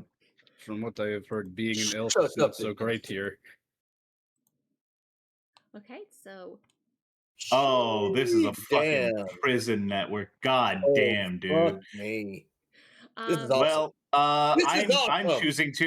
choosing to ignore that thing that probably should be hidden right now. what thing? Where? Where can you see? Oh, that's? How is that not We can hidden? see everything. Wait, We wait. can what do see you... literally everything. Wait, what do you... Oh. Look away, please. No, look away, please.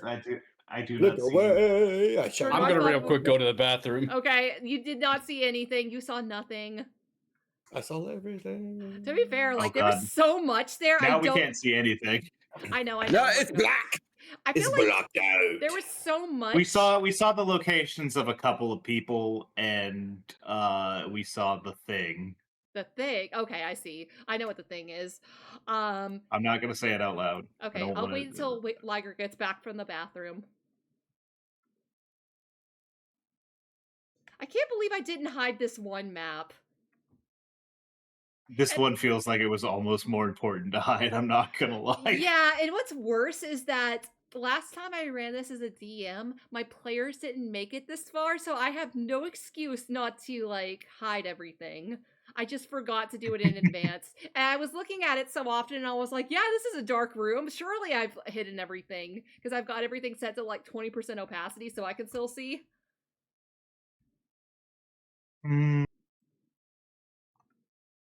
It is what it is. It is what it is. I do need to unhide Irina and Casimir, because they are on this map. Mhm. Oh, and this guy. It's very important. This man right here. This guard right here. He has snail. Which guard? He's He's oh snail. my That God. guard. That guy. Snail guy. Snail He's guy. a snail guard. Snail guard is here.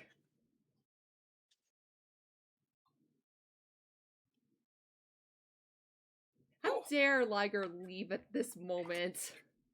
I'm back. What That's happened? great. It is nothing. We waited for you. Yeah, we did the whole time.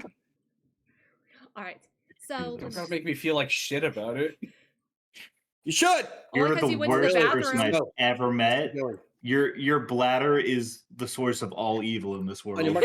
Well, you know what? That's just because I'm diabetic. So So now Okay, you're the now I bad feel guy. bad. All right. So even though this man has given you the heads up about what's about to happen, it's still so weird to feel all sound disappear from the world around you. Like, you can't hear not only your own steps, not only your own breathing, you can't even hear, like, the sound of clothing rubbing together. You would see that as the room starts to open up, you would see a faint blue glow that is being emitted. You would say that this man is going to lead you further down, and despite the fact that there's only one guard here, there are definitely two, and that guard definitely looks to be like of the stronger variety, like I described before. And the one that has been leading you is going to Guard plus. Guard plus. He is going to go over and open the door into this area. Is And- this And motion. is this like a sorry? Go ahead.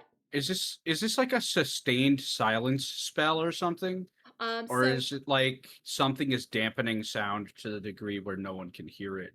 But like, so as you guys are walking, you would see that in front of you there is a glass orb that is floating in the middle of the room, emitting a bright blue light.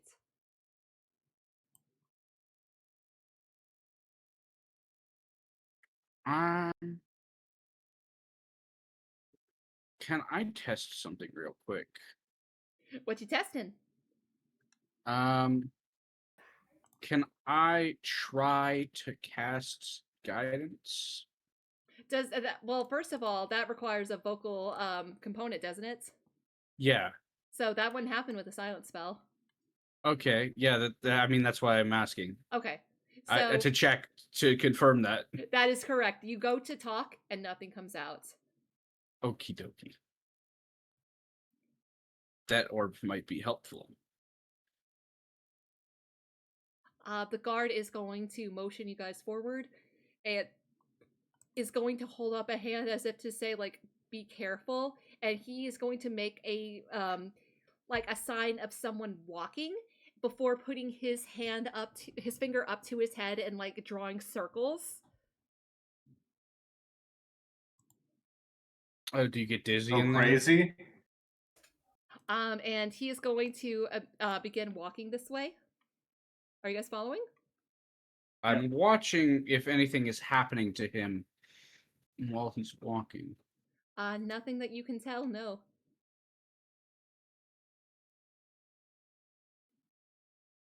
So as you guys continue to make your way through, you will see as you turn the corner that there is a woman that is in these halls, and she does not look well. She has very gaunt skin.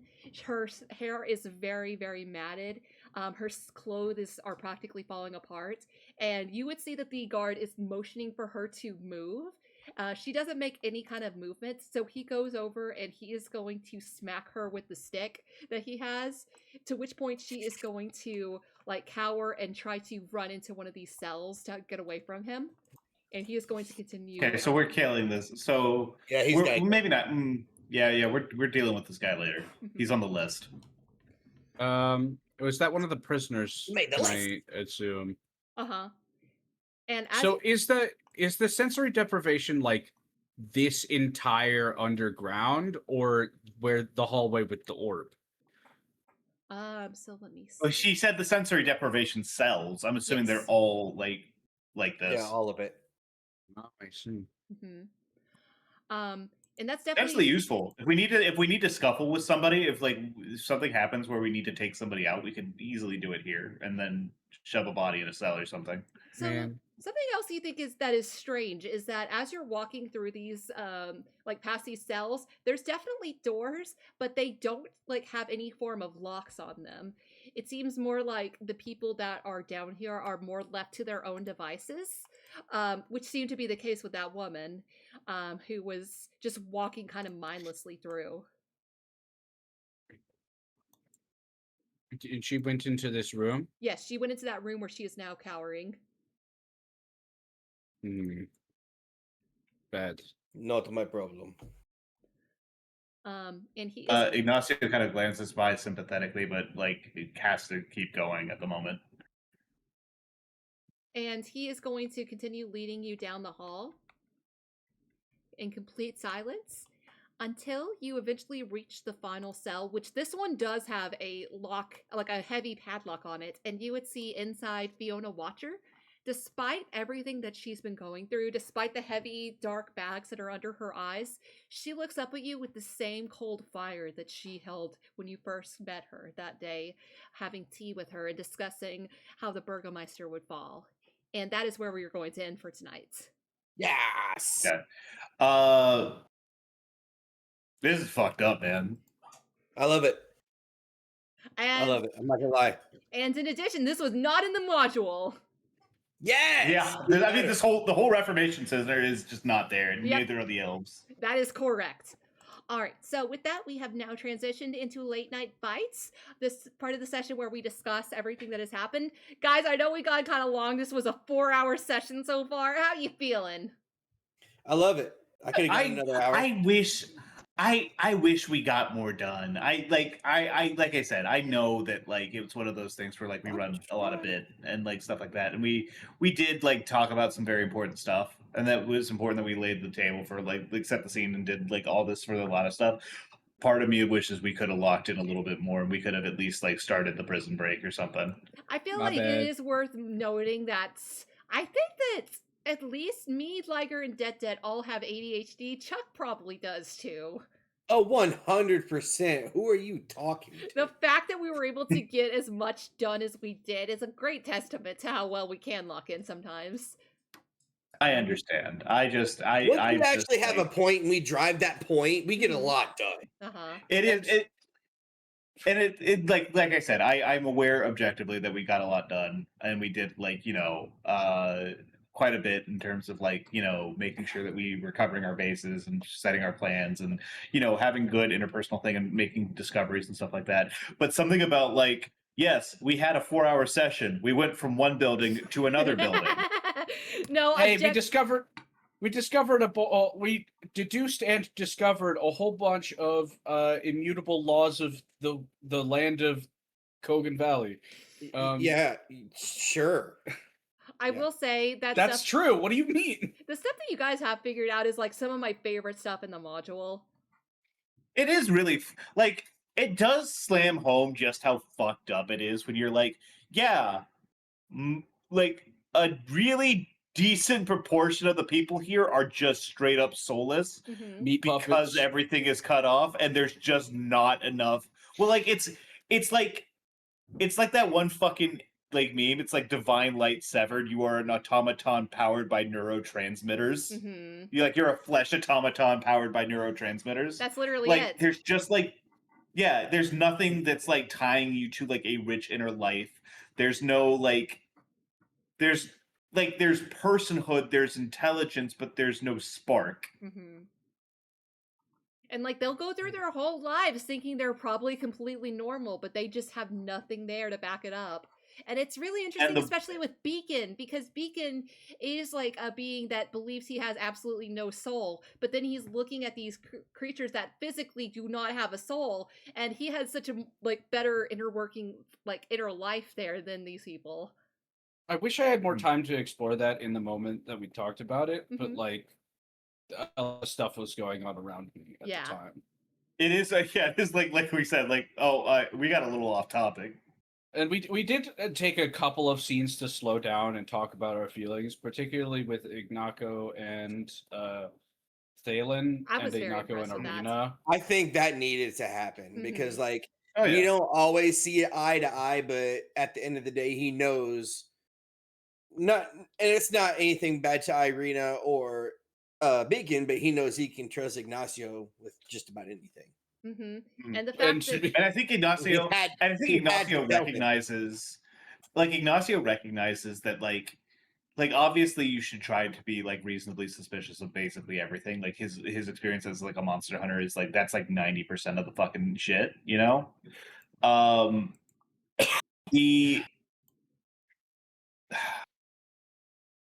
Barovia is a place that's going to try to get in your head and gaslight you. It's going to try to warp what you think and how you're feeling and twist it so that it's not like the forces arrayed against you that are the issue. It is the people that you are traveling with that are the issue. You have to trust each other. I agree. If you can't trust the person at your side in Barovia, then you're then it's fucked. You're fucked, dude. Mhm. But the thing is We that, came like, to Barovia together.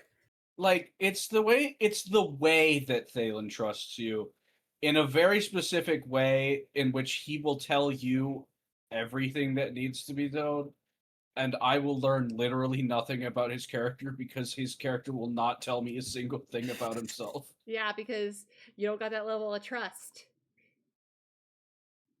I think that it's We've one of been those working things, like, well, to be fair, we've been working better together lately. I think it's one of those things where I think Thalin and Beacon's relationship is one of those things that it's something that I think that you guys have been sort of building to, is where it needs to come to a head sooner or later. Where, like, either there's some sort of conflict or there's some sort of big moment where there's like a mutual understanding and like a mutual like trust or something along those lines. Or at least like something for you guys to air your grievances out with each other. And I think that there's like this. I think this dynamic is really interesting because I think PCs having like a sort of like not necessarily outright hostile, but like an adversarial relationship to a certain extent. Sometimes it Where is like one outright finds hostile. Yeah, I think so. But Mhm. Because, I think like, that is also like a really We have to interesting not dynamic act to on play it with. either. Well, yeah, but I think genuinely, like when Thalin said the soulless husks he could just kill whenever he wanted to. Yup. Beacon was about to throw him down. Like, there's no way to like compromise on this sort of thing, especially with the character of Beacon being like hardwired to protect civilians. Mhm. Yeah. And Thalin being impulsively aggressive towards anyone that isn't polite to him immediately. No, that's not that's not true. Regularly you say, like, when you want to do something violent to someone, you say they were rude to us. And that's like the extent of what they did. That's taken out of context, to be fair. I mean, I think that's like a fairly they were rude. They had a reason. They had it coming. Normally. That's exactly what he's saying. He's saying like you're justifying it by saying, "Well, they were rude to us, therefore." Yeah, you're saying that the reason they had it coming was because they were rude to us. Which, like, listen, rude, or I think that's mean, or you know, want to be a smart mouth to a whole. Well, the problem Beacon has is you're talking about destroying a life for that. I was like, you're like, I'm just gonna. It. I wasn't going to do it. Beacon thinks sure, you sure, but how am I supposed to know that? I'm gonna tell you next time. Well, it's just one of those things where, like, Thalin as presented, I think, is like he's a very aggressive person. He's a very impulsive person, and he doesn't have a lot of concern for people outside of his immediate circle. And that it really expresses itself as this sort of like misanthropy a lot of the times, where he's like very willing to commit violence for what seems like very little to somebody else. And I think that's a fair read on the character, especially as you've like presented them. Me over here, like, wait, Thalin hates men. No. Not like misanthropy. Misanthropy is like a general. I wanted to be people in general rather than. I wanted to be the chaotic neutral for a reason. I've never played it, and I think, and this isn't like Charlie thinking. This is more Thalin thinking. He just doesn't really have. He didn't put a value on lives that he might consider sort of expendable. Right. Which is why it goes so well with Beacon, who thinks that every single life is beautiful and worth protecting. I didn't think of it that way. Well, I think it's one of those things where I think our party makes up a very sort of like classic, like sort of archetype of three characters, where it's like a Freudian sort of like expression of like how characters come across. I think Beacon is very much like this, like the super ego, where he is like very much like a code of laws, and like it has a sort of rigid like set of codes and actions that like dictate what he is and what he's going to do. Whereas Thalin is much more impulsive. Like he's very much like the id. the impulse, the aggression, the sort of whatever. Whereas Ignacio is sort of the ego, where he's like he is the more emotionally. He's the one who's willing to make compromises both for and against like either side of things. Like he's willing to go aggressive, but he's also like he's also willing to like curb those aggressive tendencies should the situation call for it. And it's like acting as sort of like a bonding point between the two, which I think is like pretty interesting for a dynamic, especially because Strahd, like Curse of Strahd, like lends itself so well to inter-party tension. Yes, 100%. That's why I was saying early on, like, I was so glad that I got you guys as you were arguing over the skin bag. I was like, yes, this is perfect for me to sow seeds. Mm-hmm. I do. I still say they have value. The one I don't agree with that. Thalin has made and sold some to goblins, and it was lucrative. Skin bags? Yep. Did you That's kill the canon. person? No, he didn't kill the person. He just found a dead person, made a skin bag, and the goblins loved it. This is lore that you traveled with this guy, Ignacio. This might have been before Ignacio. This is a guy who I have complete trust in.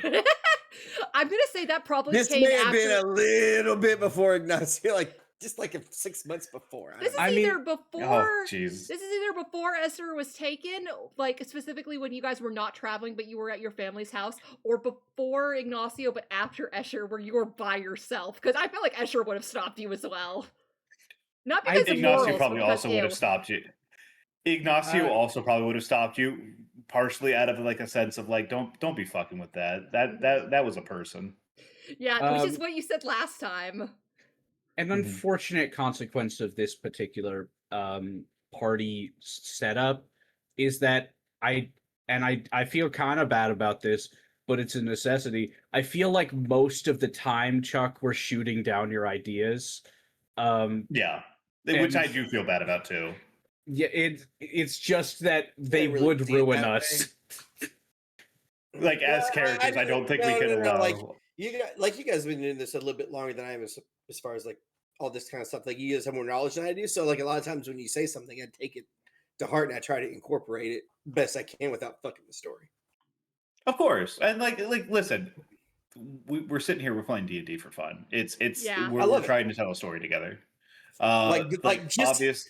It seems like everything tonight was on the verge of going over the top, and then we get to this place, and it almost boils over. This place. I was waiting for the dam to break, and I was just like, and I think that one tense interaction after another, I guess is what I'm getting at. Yeah, and I think we managed to take that intensity to good places. I think like whenever like Thalin and like Ignacio had like their little moment out in the hall, I think that was like really, really good. That was great because like it was organic. Like sure. I don't think it's like one of those things where like obviously Ignacio does not like talking about that like basically at all, because obviously not. Why the fuck would he? That's crazy traumatic. Glad I got to hear about it and know about it for sure. Oh, don't worry, Beacon. You're gonna get the conversation. You're gonna get that conversation here in a little bit. You at least know that he killed his brother because he said that in front of you guys and Irina. Oh yeah, I did absolutely. I feel like that was a conversation between him and Irina. No. Well, like we were having it. We were having. No. We were having. That's part of the reason why we're so close, actually. I do actually remember a bit of that conversation because you said I don't talk about my family that often, and I thought about like making a clip compilation of you talking about your family because you do it all the time. Does he? Yeah, he's like, well, yeah, my family for generations. Yes, that part. Yes, he's talking about his immediate. Okay. Sure, but and like when I was talking about like the thing about like funny. If I was trying to hide my family, because he's not trying to hide it, like. He's doing basically the exact same thing as the Martikovs because he wants people to know that like he's part of this family and that his family is still around. Mm-hmm. They're doing it, but they're also trying to hide the fact that they exist. And I'm like, listen, buddy, I don't know what kind of fucking clown show you're running here.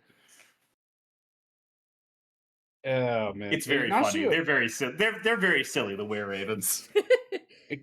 Ignacio is very similar to a character from The Adventure Zone versus Dracula. What? Which one was that? I mean, there's a lot of like vampire media has a certain set of tropes, especially for a protagonist, and I really wanted to play with them. Like, Well- I did not design, like, when I was coming up with Ignacio, I did not design him to be. I didn't design him to break the mold, you know. Yeah. Sometimes the mold's fine, but you specifically have Haunted One, which was specifically included in like Ravenloft because it's so good. And It's got so much talk about like how to make people who are very good like characters in these kind of horror like settings. Oh, hey baby! This is Camo. He's making a guest appearance. Aww. What's his name? Wow. Camo. I like his eyebrows. He's got those fluffy dog eyebrows. I love those fluffy dog eyebrows. They make him look so serious. He is he's a mini Aussie. He's so cute. Aww. He looks I feel like you've done a really good job, Ray, of making sure that none of us feel like a main character. Oh, but thank like you. all of us. 100%. 100%. Yeah. Also, at the same time, we all feel a bit like a main character. That's what I want. All of you guys are a main character. You've executed that like damn near like perfect. You've done a very like. I will say that we got to give you your flowers. 100%. Like, you have absolutely done an incredible job of integrating backstory and like trying to tie, like, to tie each of our individual backstories and like circumstances back to Barovia in some way, shape, or form, which is very hard to do, and it's not even something that's always necessary because Barovia is supposed to be such like an outsider experience for a lot of the PCs that walk into it, because it's so intentionally split off from everything else. Right. Well, thank you. To be fair, Yeah. my favorite part of being a DM is when I get to integrate player backstories, because like I want to tell a story, but more than anything, you guys are the main character, so I love it when I get to like pull a thing that's like, whoa, what if Ignacio's like his ancestor like made a deal with these evil things that you guys are getting contacted by? That's my favorite. I love it. Also, what the fuck am I getting dreams from Tatiana for? That one was what for the fuck's flavor. going on with that? That's for flavor. What, my that guy. one? Okay. I will say, like, I just like. I try not to throw like the dreams that I give you guys. I try not to throw them in like just shock value. Usually there's some narrative reason. I'm not saying you have to look at it every single time, and I'm not always going to be like, look at this thing that I sent you like 8 months ago. But I just felt like that was important because I was like, hey Ignacio, you know about like a failed vampiric process. And I am glad that I can finally ask these questions because, like, I know the module. Yeah. I know that when you send me that dream, you're sending me like something from a perspective of like one of Tatiana's reincarnations. Like, but I can't say that. Yeah. I'm glad I can finally come out and be like, yeah, okay, that's what that is.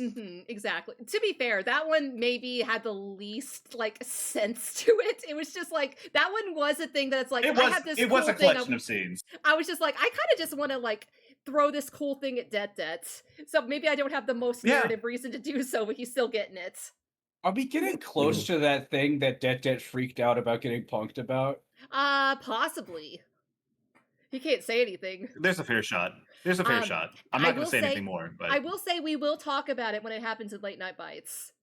And also, you couldn't fucking stop me with a gun, dude. Also, there have been 2 things like that now, but one of them he messaged me off stream. Yeah, I was thinking about some stuff. I remembered a couple things, and I'm like, wait, oh god, that's why that sounded familiar. And then I messaged Ray, and then we had a good laugh about it, and then I have to swear myself to silence. And then Dettet had a good cry about it. Because... Anyway, he keeps getting me. How the fuck are we getting out of this basement? Stupendous violence. Well, yeah, that's the only other option at this point. We've been quiet. I think it's one of those things where we might be able to utilize the silence. Oh yeah, in such a way, like obviously, I think the silence is like the silence is really cool because it's like, hey, this is the free for all zone. This is the fucking have at it, dog. Mm-hmm. This is the Thunderdome. Casimir can explore the rest of the floor pretty much free, right? I mean, yes, I but think it's probably not a good idea. He's been latched onto you because he doesn't want you guys to lose him. Yeah, and I think I think we want to keep him with us, if only just to have someone to dispel magic and take care of counter spells and do all this other fucking bullshit that we have no access to at the moment. What, in or the really silent basement? There are non-verbal Not in the silent components. basement. Mm-hmm. Like, if you just have somatic components, you can still cast. Mm-hmm. What do I want to say? When it comes to the plans moving forward, I think what we gotta do is I think we come back to it. We let the guard go. We sit and have a discussion with Fiona Watcher. If we gotta write stuff out, then we gotta write stuff out. I'm sure one of us has some tools or something that we can use. I think I have literally a chalkboard or something along those lines. Oh, you think this guard is gonna leave? If he leaves. If he stays, then we just take him out. Blow him up. Probably not blow him because up. probably not blow him up. We'll just have somebody we'll just have somebody standing watch to see if anyone is going to come by. Well, funny that you say that. Casimir has a spell specifically for that.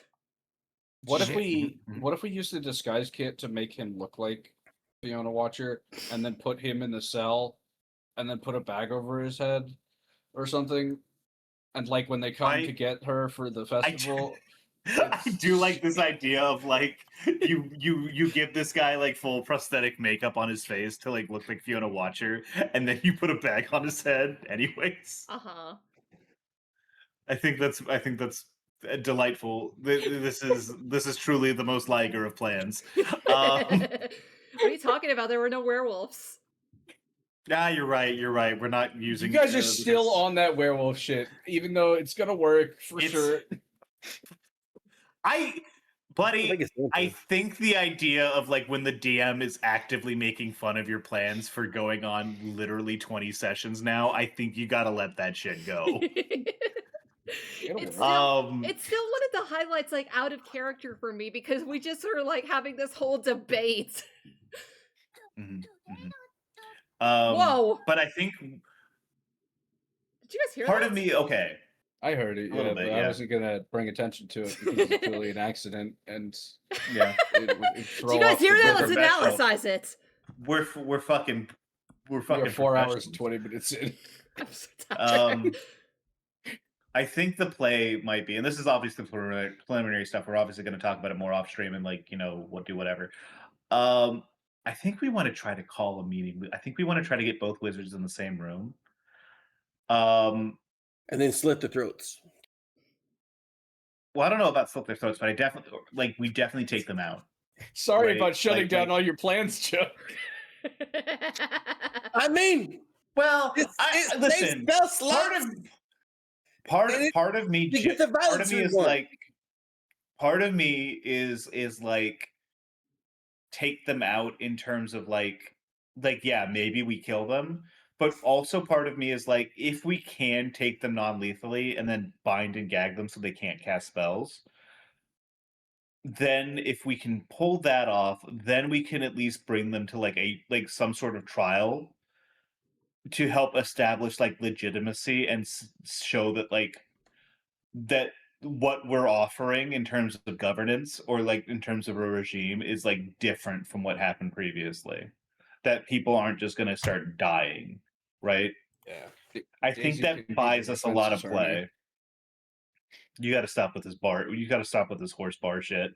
Horse gotta go. That was very funny at the time, Liger. I can't believe Skip's Hoofleys before he was the mayor of Windhurst. Windhurst. Was that the fucking name of this? Was that the fucking name of the city? Windholm. Before he became mayor of Windholm, had a really crack legal law firm that he headed up. Yeah, but then hopefully. But then he like met a spider and decided to marry her and have spider babies. No, don't be Well, ridiculous. no, that's a different Skips Hoofley. Oh, you're right. Yeah. Anyway, what do you think's in Windhome? I couldn't tell you. It's a bowling I don't alley. know. Something. But yeah, I think we take him out one way or the other, and then part of me is like, we got to do like a speech to the guards. We have to like at least make the attempt, because the attempt is like one of the things that like is going to help secure. We have to be willing to show that we're giving every single chance we can to the guards, because as much as like they're complicit and some of them are definitely going to have to go, in order to minimize bloodshed in the transition, we need to like have them on our side, and then the new government, whatever that shape that ends up taking, then that's their problem to deal with. That's their How problem. do they handle collaborators? Oh man, that there's another thing there. I know I'm not like the best at being the face, but it's always funny when I say something like "Let me do the talking," and then you do it anyway. That's just Detdet. I mean- That's not an Ignacio thing. That's a Detdet I thing. am. I'm too yapping. I'm too yapper. Yeah, I saw that with God, what's his name? Augustus? No. Abernathy? No, not No. Abernathy. What's his name?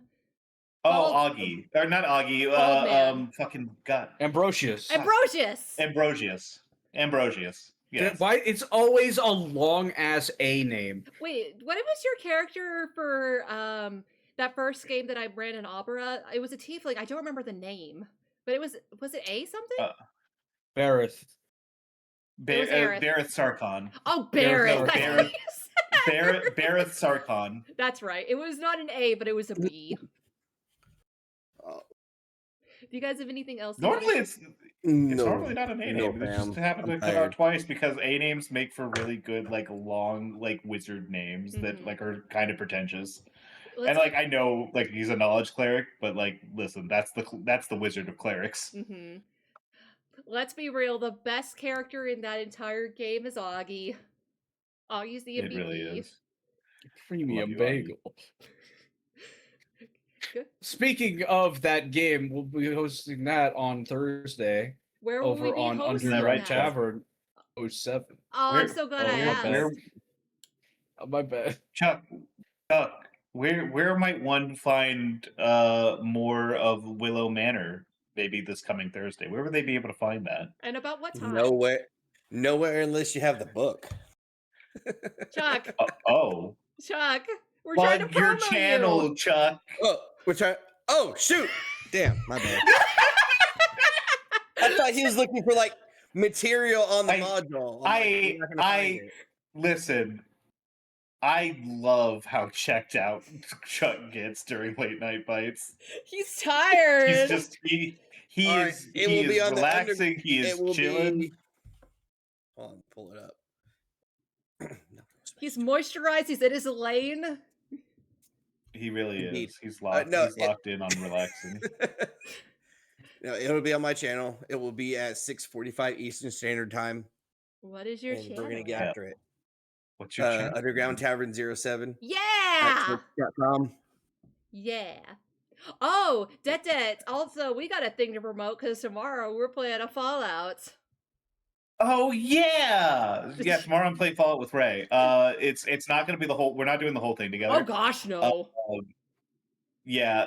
Well, I mean, it's not too long, but okay, like, I wasn't yeah, sure. It'd be a lot. It'd be a lot of scheduling. Yeah. But yeah, I am going. I'm here almost solely to like help with the getting used to like a CRPG from the 90s. Yes, which I need. That's a lot of crust. Man, when I first played Baldur's Gate 3, I thought I was gonna rip my hair out when I was playing it on stream. I'm like, how do I get down? I can't figure out where I was supposed to go. Do I use rope? Like, sometimes these two games are just beyond me, so sometimes I do need a guy. I've never used rope, not once. No, ever. so to be fair, they should have made rope usable. Yeah. So I've never used it. It doesn't do it. Here's the thing. The best movement tech in that game is to build a stack of barrels like 100 feet high, get somebody up there, and then fire an arrow of teleportation wherever the fuck you need to go. That's it's. Never thought of that. You need to get somewhere, that will get you somewhere. The other thing I don't use as much is alchemy. Oh, I love alchemy. I love alchemy in that game. I try to the more I play it, the more I find. I don't use a lot of. I have trouble using consumables in shit like that. How'd you guys know that my next character is a guy named Alfred Kemi? I hate. All Like, right. I'm gonna. It's not that I have a problem with the puns. It's that the puns were clearly thought up in literally like 5 seconds before you opened your mouth, and there was no further editing process whatsoever. Also, the energy you delivered it with was just like a little bit like Alfred Kenny. It's like I know this is shit, and like I'm only continuing because I know it's shit. Mm-hmm. You got to put like a spin on it to where it sounds like you're the most confident about this joke in the world, which I know for a fact you are, Liger. Liger, Detdet and I have promoted a thing. Chuck promoted a thing. Do you got to promote a thing? I'm gonna be playing Baldur's Gate on Thursday with a bunch of people. Wow. Speaking of which, wait. Oh, D&D into D&D. D&D is Thursday. I was gonna say you're playing with us, right? Yeah. But in the morning, I'm gonna be doing a Baldur's Gate. Okay. I got scared. I was like, did you double schedule with us? No, it's literally like 11 o'clock in the morning. I'm gonna be playing a gnome named Little Freak. We love Yeah, that. that's correct. All right. You got a little. He's getting his little freak on. Okay, you know what? We are going to raid out to our good friend Melanie Pepon. And hold on. Let me get the raid message is obviously get your little freak on. Well, I was going to say... the message is he's getting his little freak on. He's getting his little freak on. A horse walks into a court. I feel a little bad because I'm always raiding out to Melanie, but literally no one else is live whenever I'm closing out stream. You could always raid to a random D&D streamer. I know, but what if they're weird? Yeah, but that's what like that's like a crazy fucking like you're rolling the dice there, dog. Like yeah, that's what we do here. Only sometimes the dice say slurs. Yeah, that's a fact. All right, so that is where we are going to end. Thank you so much for coming on in, Yay. chat. I will see you on the flip side, Ice Spies. Goodbye. Goodbye, pies. Bye-bye. Goodbye, pies.